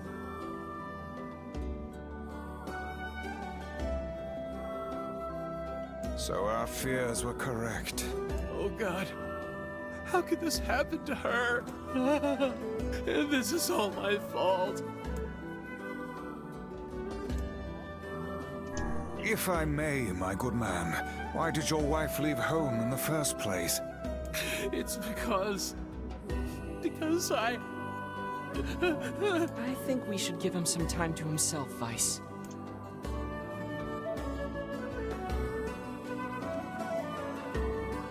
Honey, I'm home. Good heavens, you're a wreck. What's wrong? Dumpling, you're not dead. What in the world are you talking about? Oh, you found my bag. Thank you so much. I can't believe I went and dropped it like that. Oh, this is such a relief. Okay, seriously. What's going on? 5 minutes later. I see. So, you found a shade with my bag and assumed I'd been attacked and killed? I'm just glad you're safe, Dumpling, but I'm also so sorry. This is all my fault. Oh, if I didn't eat that apple you were saving. Oh, God, I'm such an idiot! Listen, I promise I'll never eat anything of yours again. You just promise never to run away from home again, okay? You two need counseling. Run away? Have you lost your mind? I just went to visit my parents. Uh-huh. I told you about this. Going to see my family, gone for a week. Remember? Ugh, are you serious right now? Why don't you ever listen to me? Lad, my brilliant intuition suggests we should beat a hasty retreat from these two with all speed. I can't believe you didn't listen to me, and you ate my apple. Ugh, you are the absolute worst. What? Oh, like you're some perfect angel. You didn't even care enough about our anniversary to hang onto your bag. You, kid, I'm right about this, yeah? If anyone's wrong here, it's my wife, right? You're both massively overreacting. Wait, you're asking me?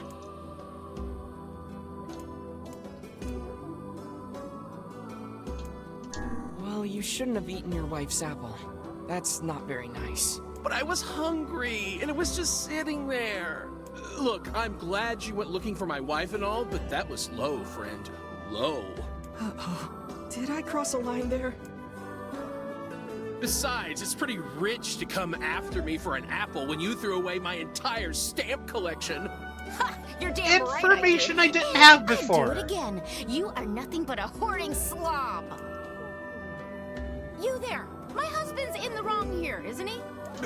Pardon, but madam,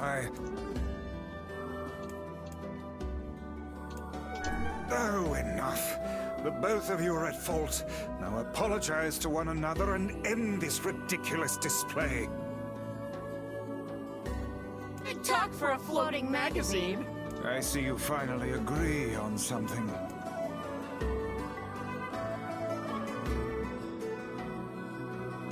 Wow.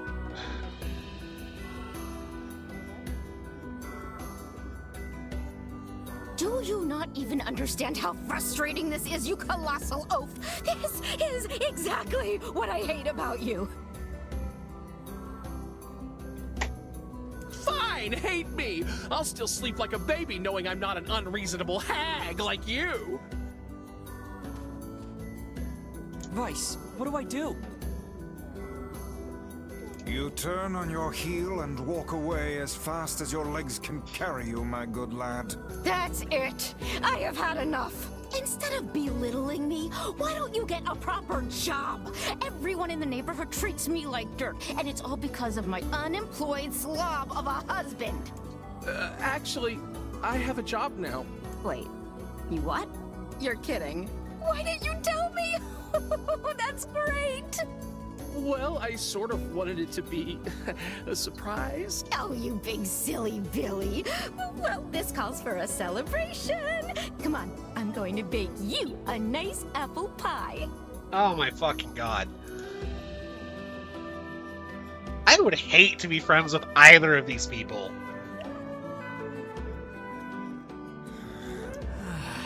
I have no idea what just transpired, but it has utterly exhausted me. Well, looks like they made up, so all's well that ends well? In the course of all that madness, I have forgotten why we even came here in the first place. Oh, heck, the canal! We need to ask him about the canal!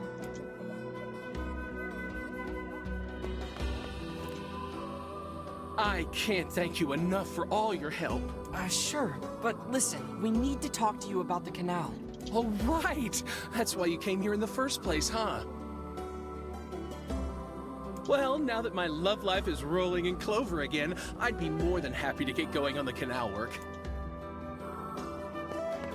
Okay, let's let Popola know. That was exhausting. Tell me about it. Anyway, let's go give Popola an update.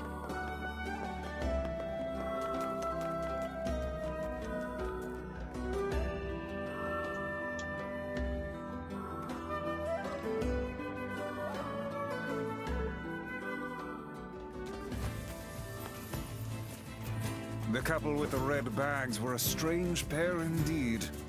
It boggles the mind to think their relationship can persist despite such intense squabbling. Well, they looked pretty happy in the end, at least. Maybe the secret to living a happy life is sharing your feelings, even when they're sort of mean and weird. The weird is an adopt such a understatement. strategy, I may leave for groceries one day and never return. Daddy?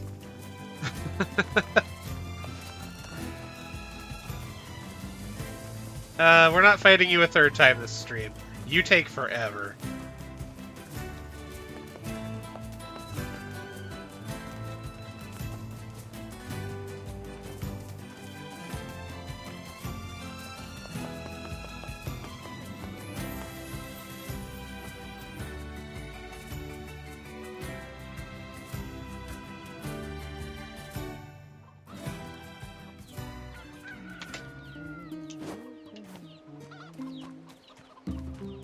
Okay.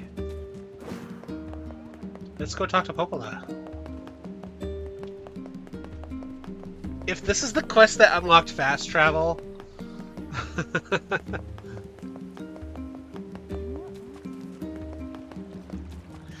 I wasn't going to mind running everywhere for this game because that's kind of what Automata has you do.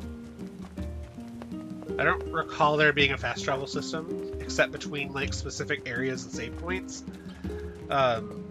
I hope this is the same. Like, I hope we get a fast travel system. Even if it is situational.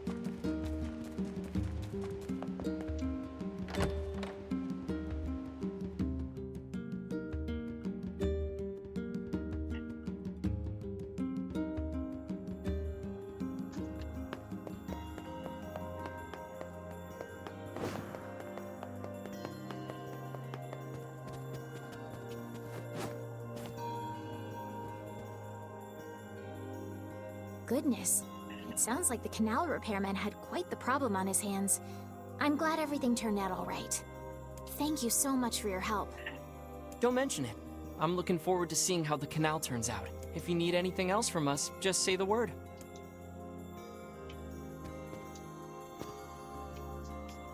Thanks, guys. Hey, wait! Huh? I almost forgot. Yona is looking for you. Oh?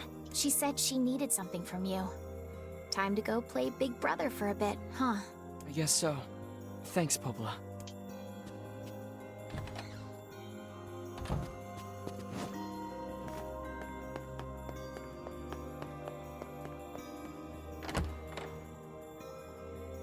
We get to say hi to Yona this stream. I'm excited.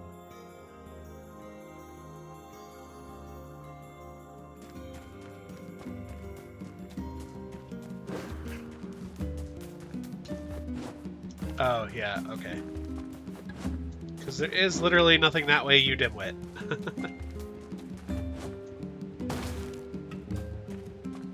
I did not lose health from that.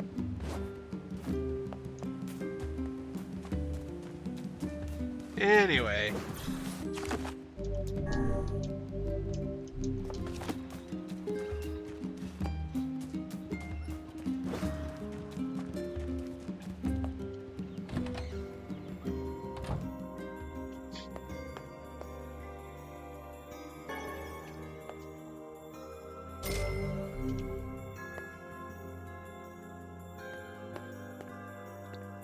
Yay, you're back.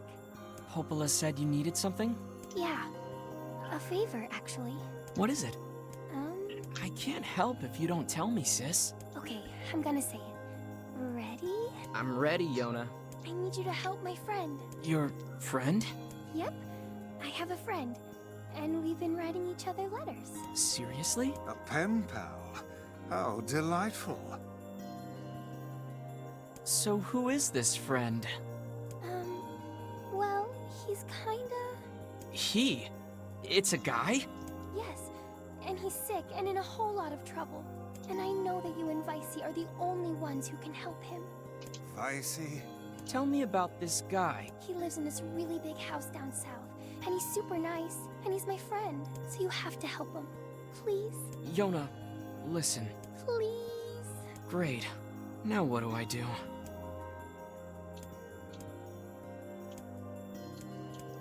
Fine. I'll see what I can do. Yay! Thank you!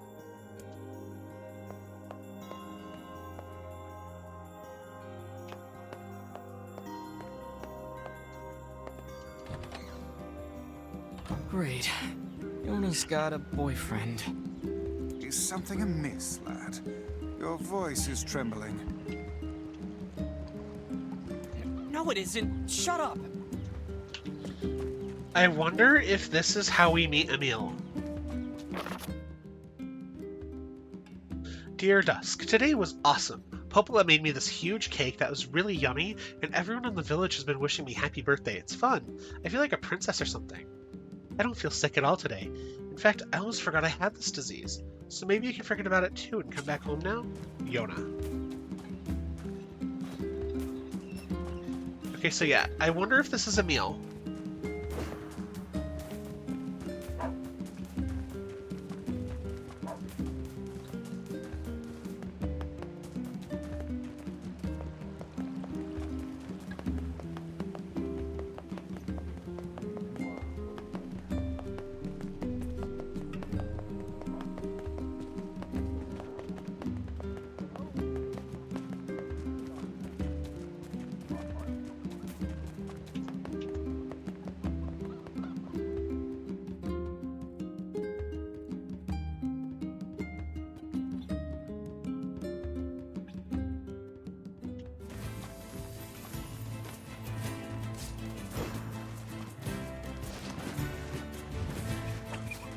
How can these creatures let us dispatch them without complaint?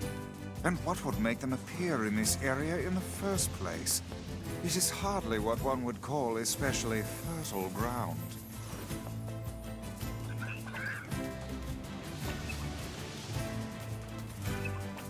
And just to our luck, we were just here.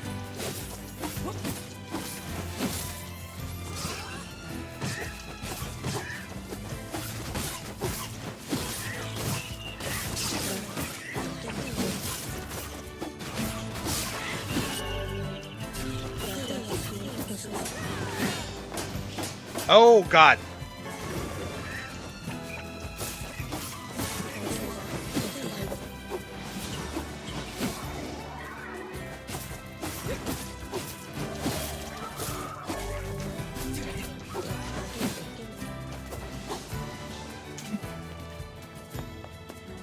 Whew.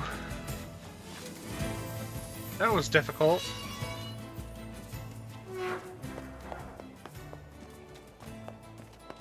We have been waiting for you, sir. Please, right this way.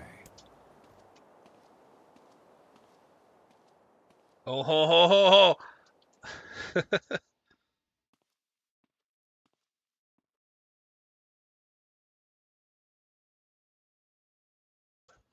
I'm excited.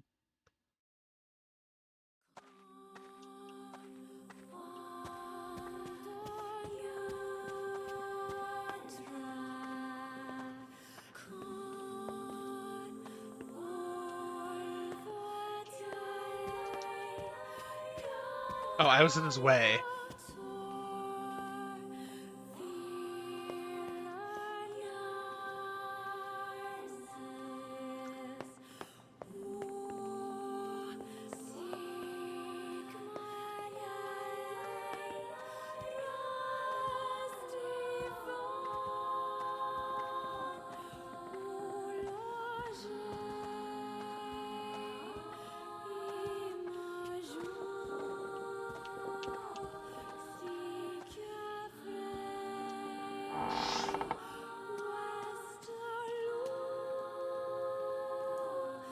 Please, wait here.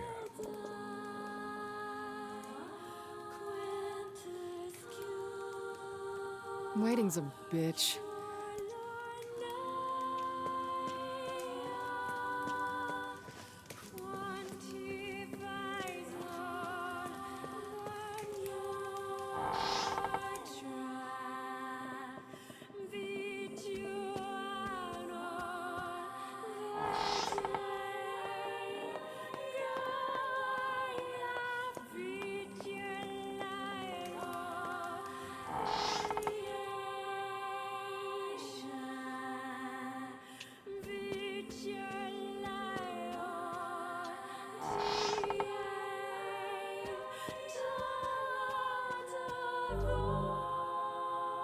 A keyhole marked darkness. I do not like this one bit.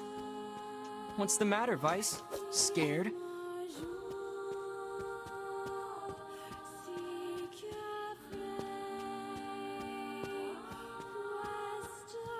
Perhaps we should head back, yes? Perhaps we should head back, yes?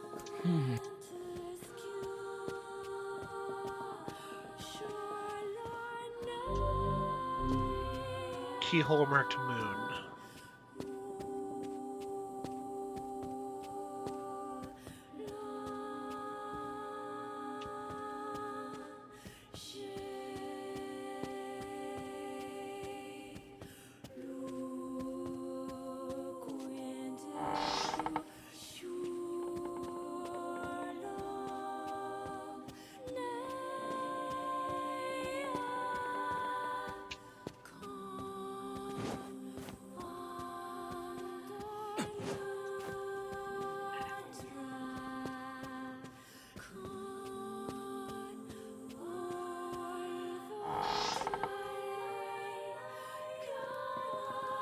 Hey, where'd Kaine go? I knew this was a terrible idea. Haunted manors and the like. Oh, why does no one ever listen to me?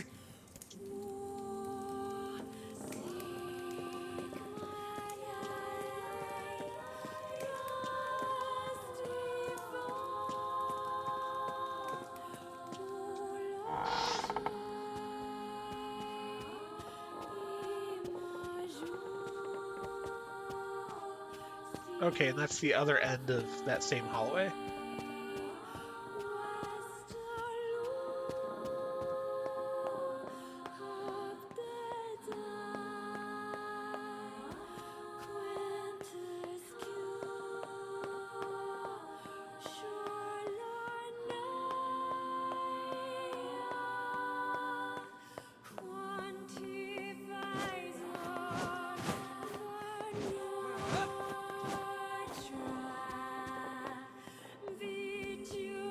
Can I leave? It's locked. Great.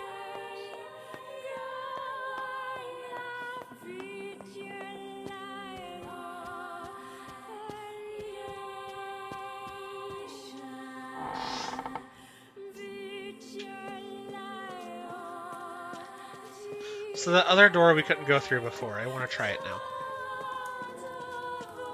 The one that didn't require a key, but Vice turned us away from. Oh, fuck. Get me out of here!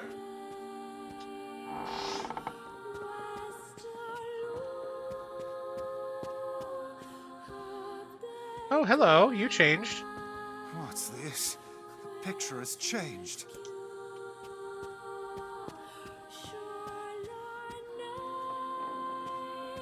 Yep, they're all dead and or zombies.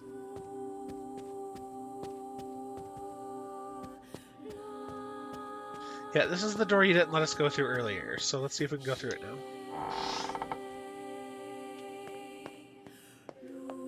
Oh. It looks like it's in pain. It's kind of scary. Yes, come now. Brave faces. Onward and upward, eh? Yes, come now.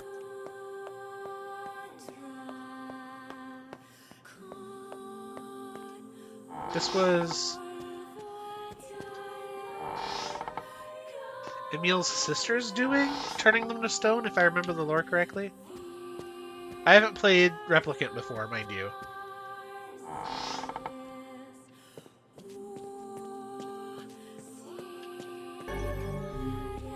Obtained the moon key. Okay, so now we can go explore the far door, the one we're closest to right now.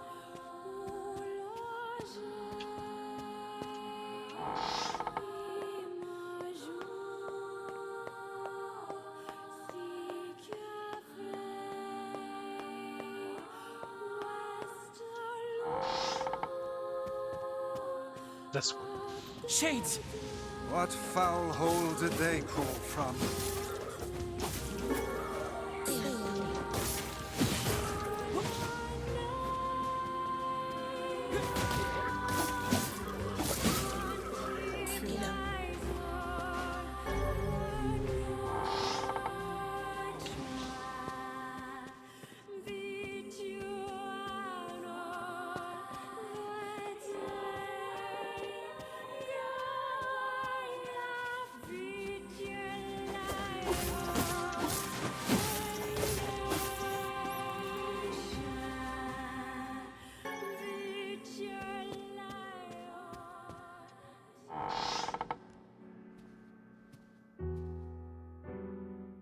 That's Emil! You're a male. Young. Not even 20.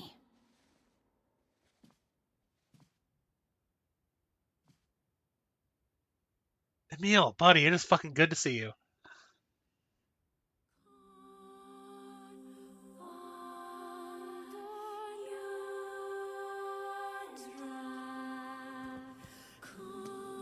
You figured that out from my footsteps?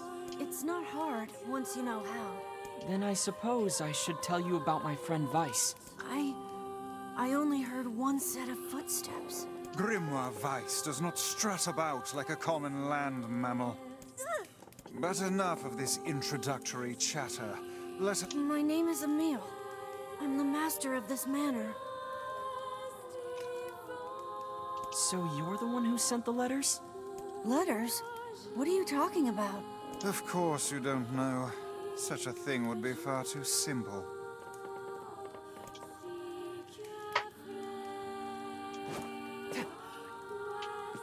No! Stay back! Huh? I'm sorry. It's my eyes. Anything I look at gets turned to stone. Oh, I misremembered. It's Emil who turns things to stone, not his sister. That's why I live with this blindfold. What a remarkable skill. I've never heard of such a thing. Anyway, I suppose my butler might know more about the letters you received. This key here can unlock any door in the manor, so if you'd like my assistance... No, please, don't trouble yourself. We can get around on our own. Oh, right. Sure. Well, here's the key then. The butler's quarters are at the far end of the manor. Let me at least give you a map. It's a big place, and I don't want you to get lost. The star key. We need the darkness key first, though. Vice, Unless the door I skip past. Leave her. That woman is capable enough on her own. Jeez, remind me to never get on your bad side.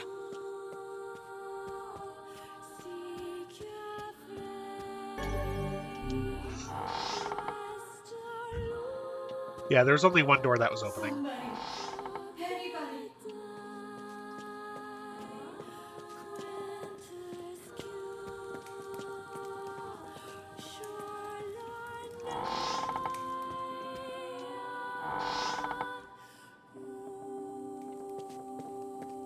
What's that? A butler. or at least a remarkable likeness of one. I knew this was a trap. Curse my brilliant intuition.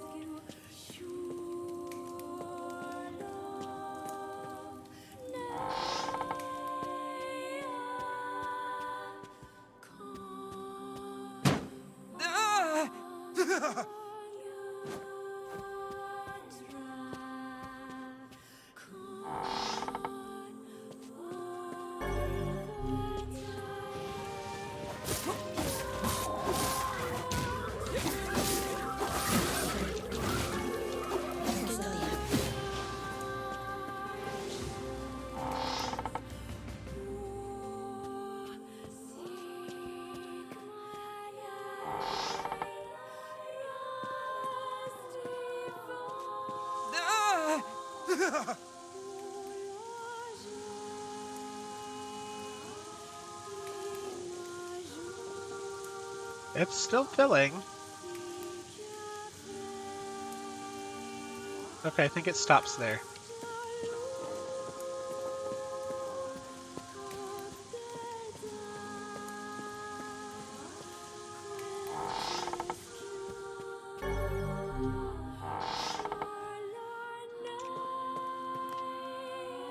Whoa! Is that another one?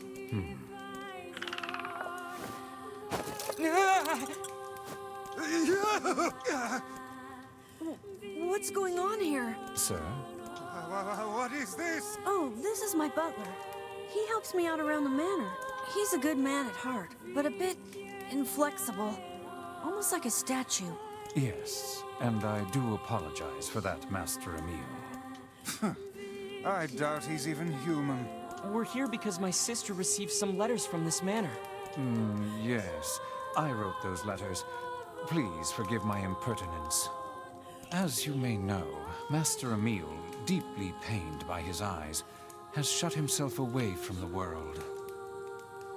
He suffers greatly behind that blindfold, and I feel it is my duty to help however I can.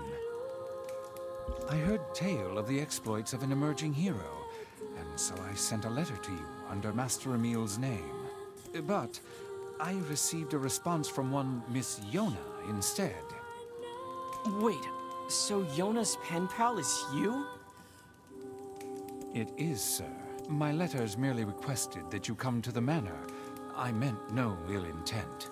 I believe Yona saw the exchange somewhat differently. Yeah, sounds like she misunderstood the situation. Regardless, I am quite pleased to see you here. Long have I dreamed of the day we might be able to do something about Master Emil's eyes. I see. Yes, well, I am afraid we, or at least this lad beside me, is neither hero nor physician, so if you'll excuse us... Please, we're so close. The cure for Master Emil's condition is located in this very manor. Then why don't you just go get it? Alas, the location of the cure has become a den for those abominable shades, and I lack the skill to combat them. I beg of you, defeat the shades and restore Master Emil's sight. You know this is an impossible task. Why would you ask it of our guests? Well, we've no more time to waste, so... It's okay. We'll do it. See here, lad. This is no time to play the hero. People need to look out for each other, Vice. Plus, we have to find Kaine anyway. 1,000 thank yous. I owe you a debt that can never be repaid. I'm really sorry for all the trouble. My butler cares so much for me, but for him to make such outlandish requests...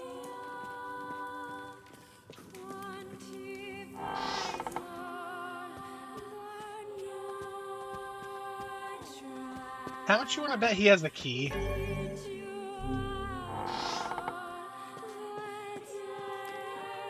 $1,000 thanks. No.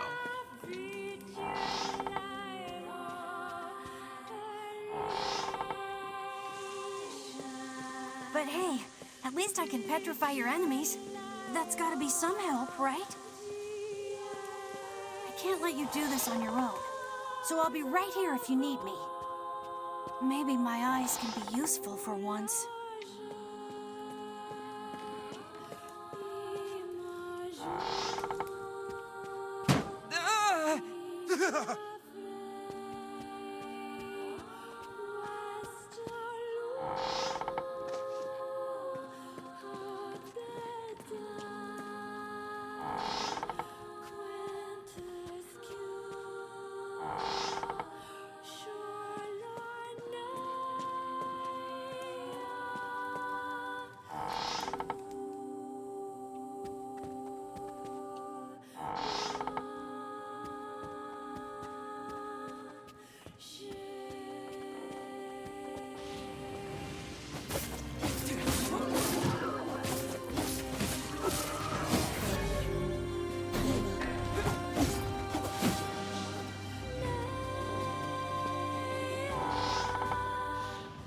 Okay, now we're making progress.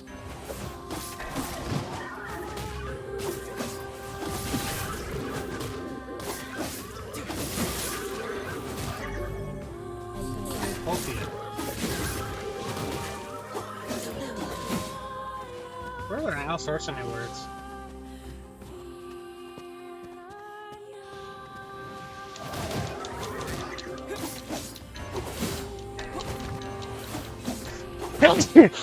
Excuse me, that one came out of nowhere. I apologize.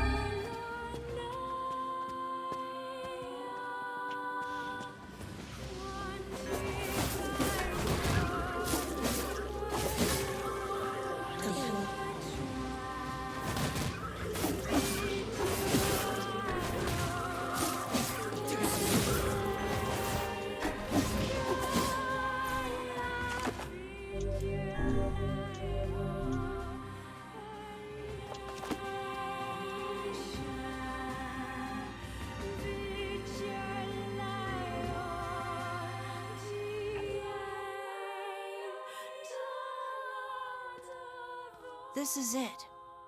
We should find the cure somewhere nearby. Bah, I do not like anything about this place.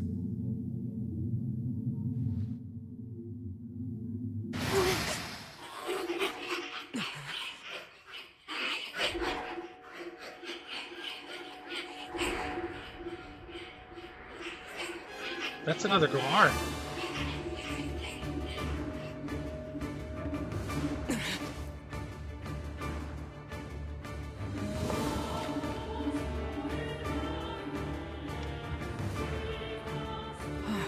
This book's kind of like you, Vice. Oh, aren't we clever? As if any mere tome could compare to the wonderment that is Grimoire Vice. Petrification is a fearsome power indeed.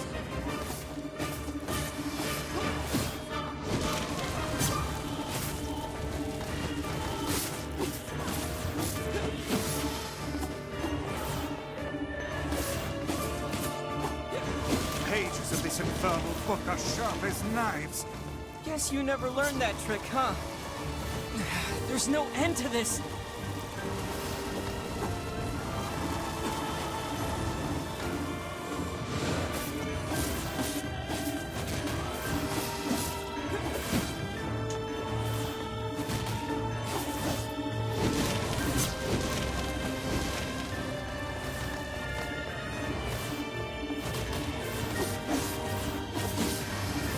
Okay, and Emil's freezing the pages for us so we don't get fogged.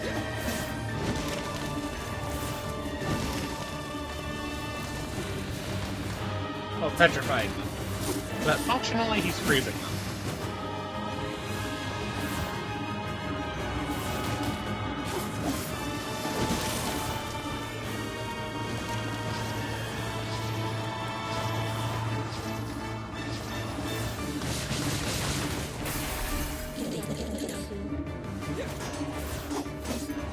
Oh, well, shit.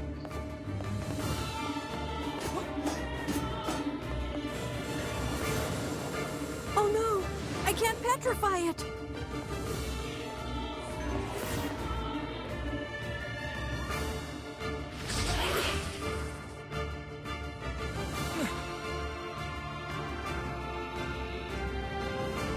Hey, Kaine! Kaine!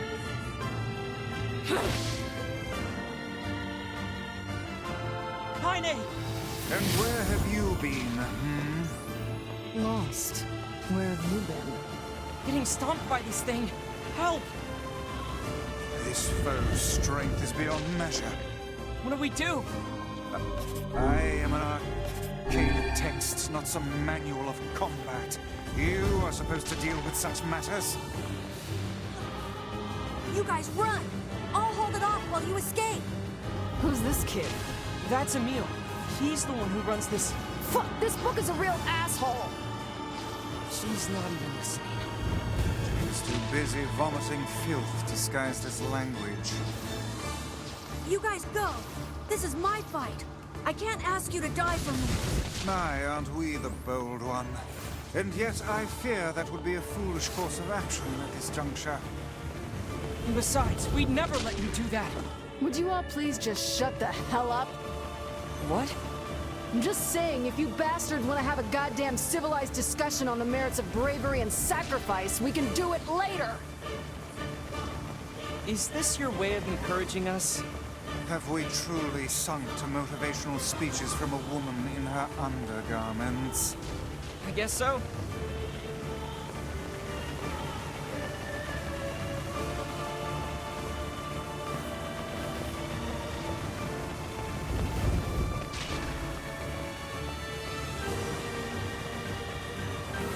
I can hardly tell if we're doing damage, a reasonable amount of damage or not.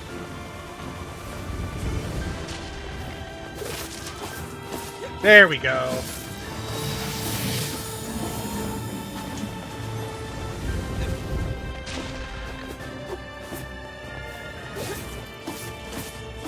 Now!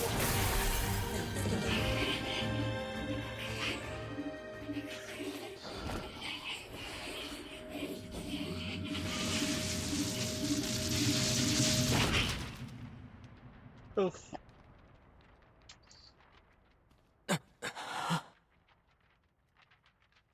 That was not that hard of a boss fight.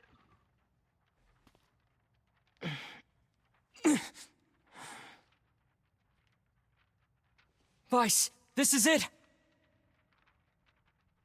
Research report on petrification. Well, well.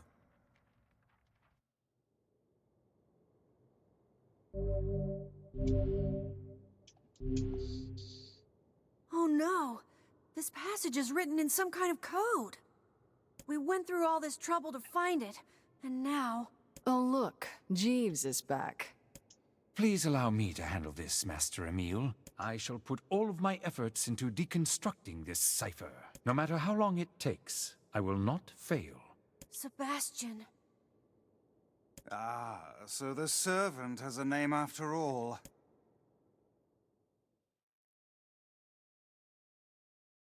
And I think that's a good stopping point. I know I'm supposed to go for like another 10 minutes, but I think that's a good stopping point for this stream, so... After these cutscenes, we'll go ahead and find the nearest save point and call it there for tonight. Emil, listen to me. It might take 10 minutes, who knows? What is it, Kaine?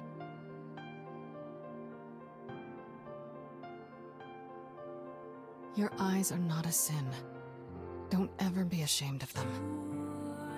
They're a vital part of you. Do you understand?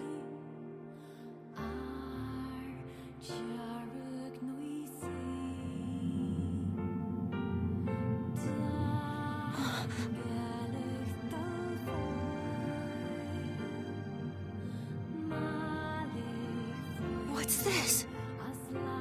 A shade? How did you...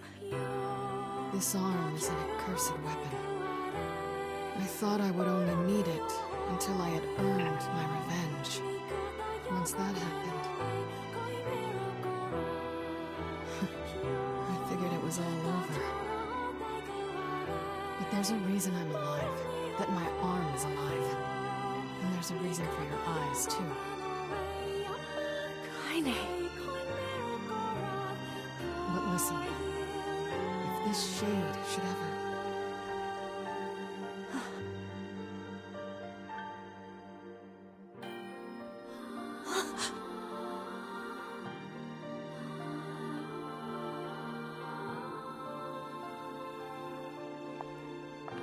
No!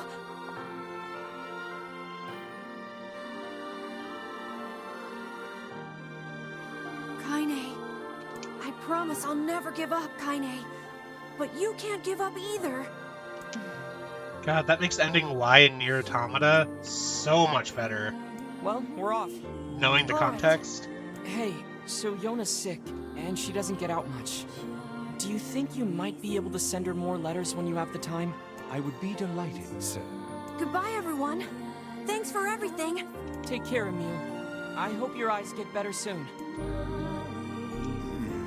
I saw you exchange some words with that Emil lad earlier. Hopefully it was nothing inappropriate for a young man of his age. Speak the truth, hussy. Book? Shut up. Yeah, calm down, Weiss. We've got our hands on all the sealed verses now. All that remains is to find this grimoire noir. Then we can finally save Yona.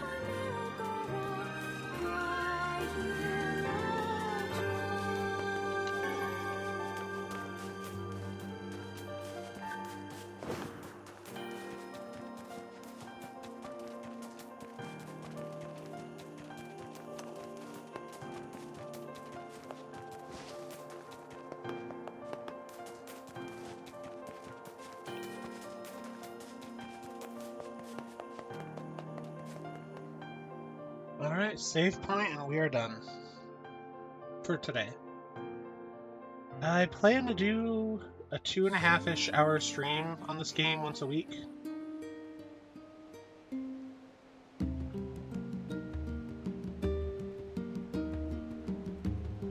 Until it's done.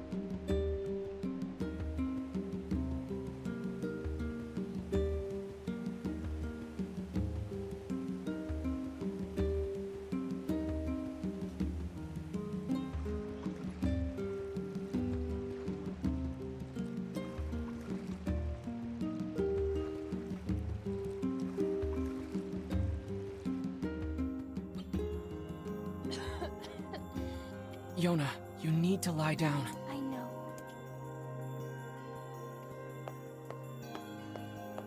We're gonna... Oh, we can't leave yet. We have to talk to Yona.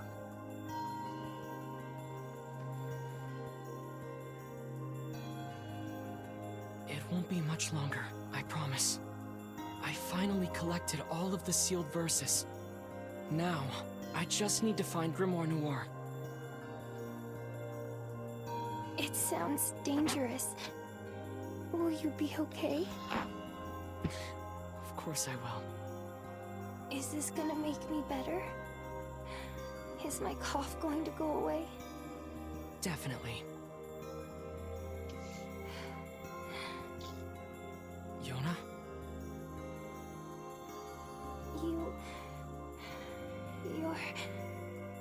You're not gonna hate me because of this, are you? What are you talking about? It's just... I don't want you to hate me because of this terrible disease. Yona, I could never hate you. I'm gonna go see if Popola has more medicine.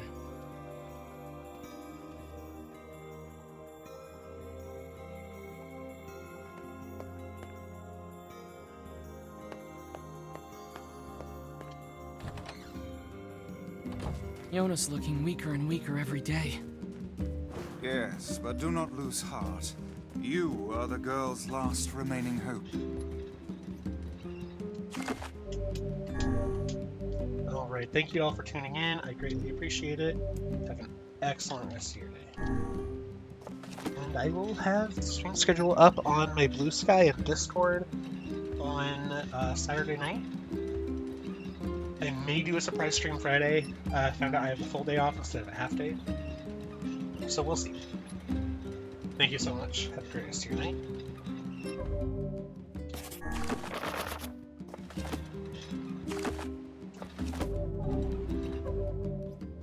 And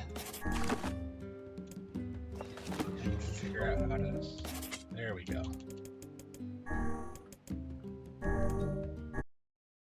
Have a great night, folks.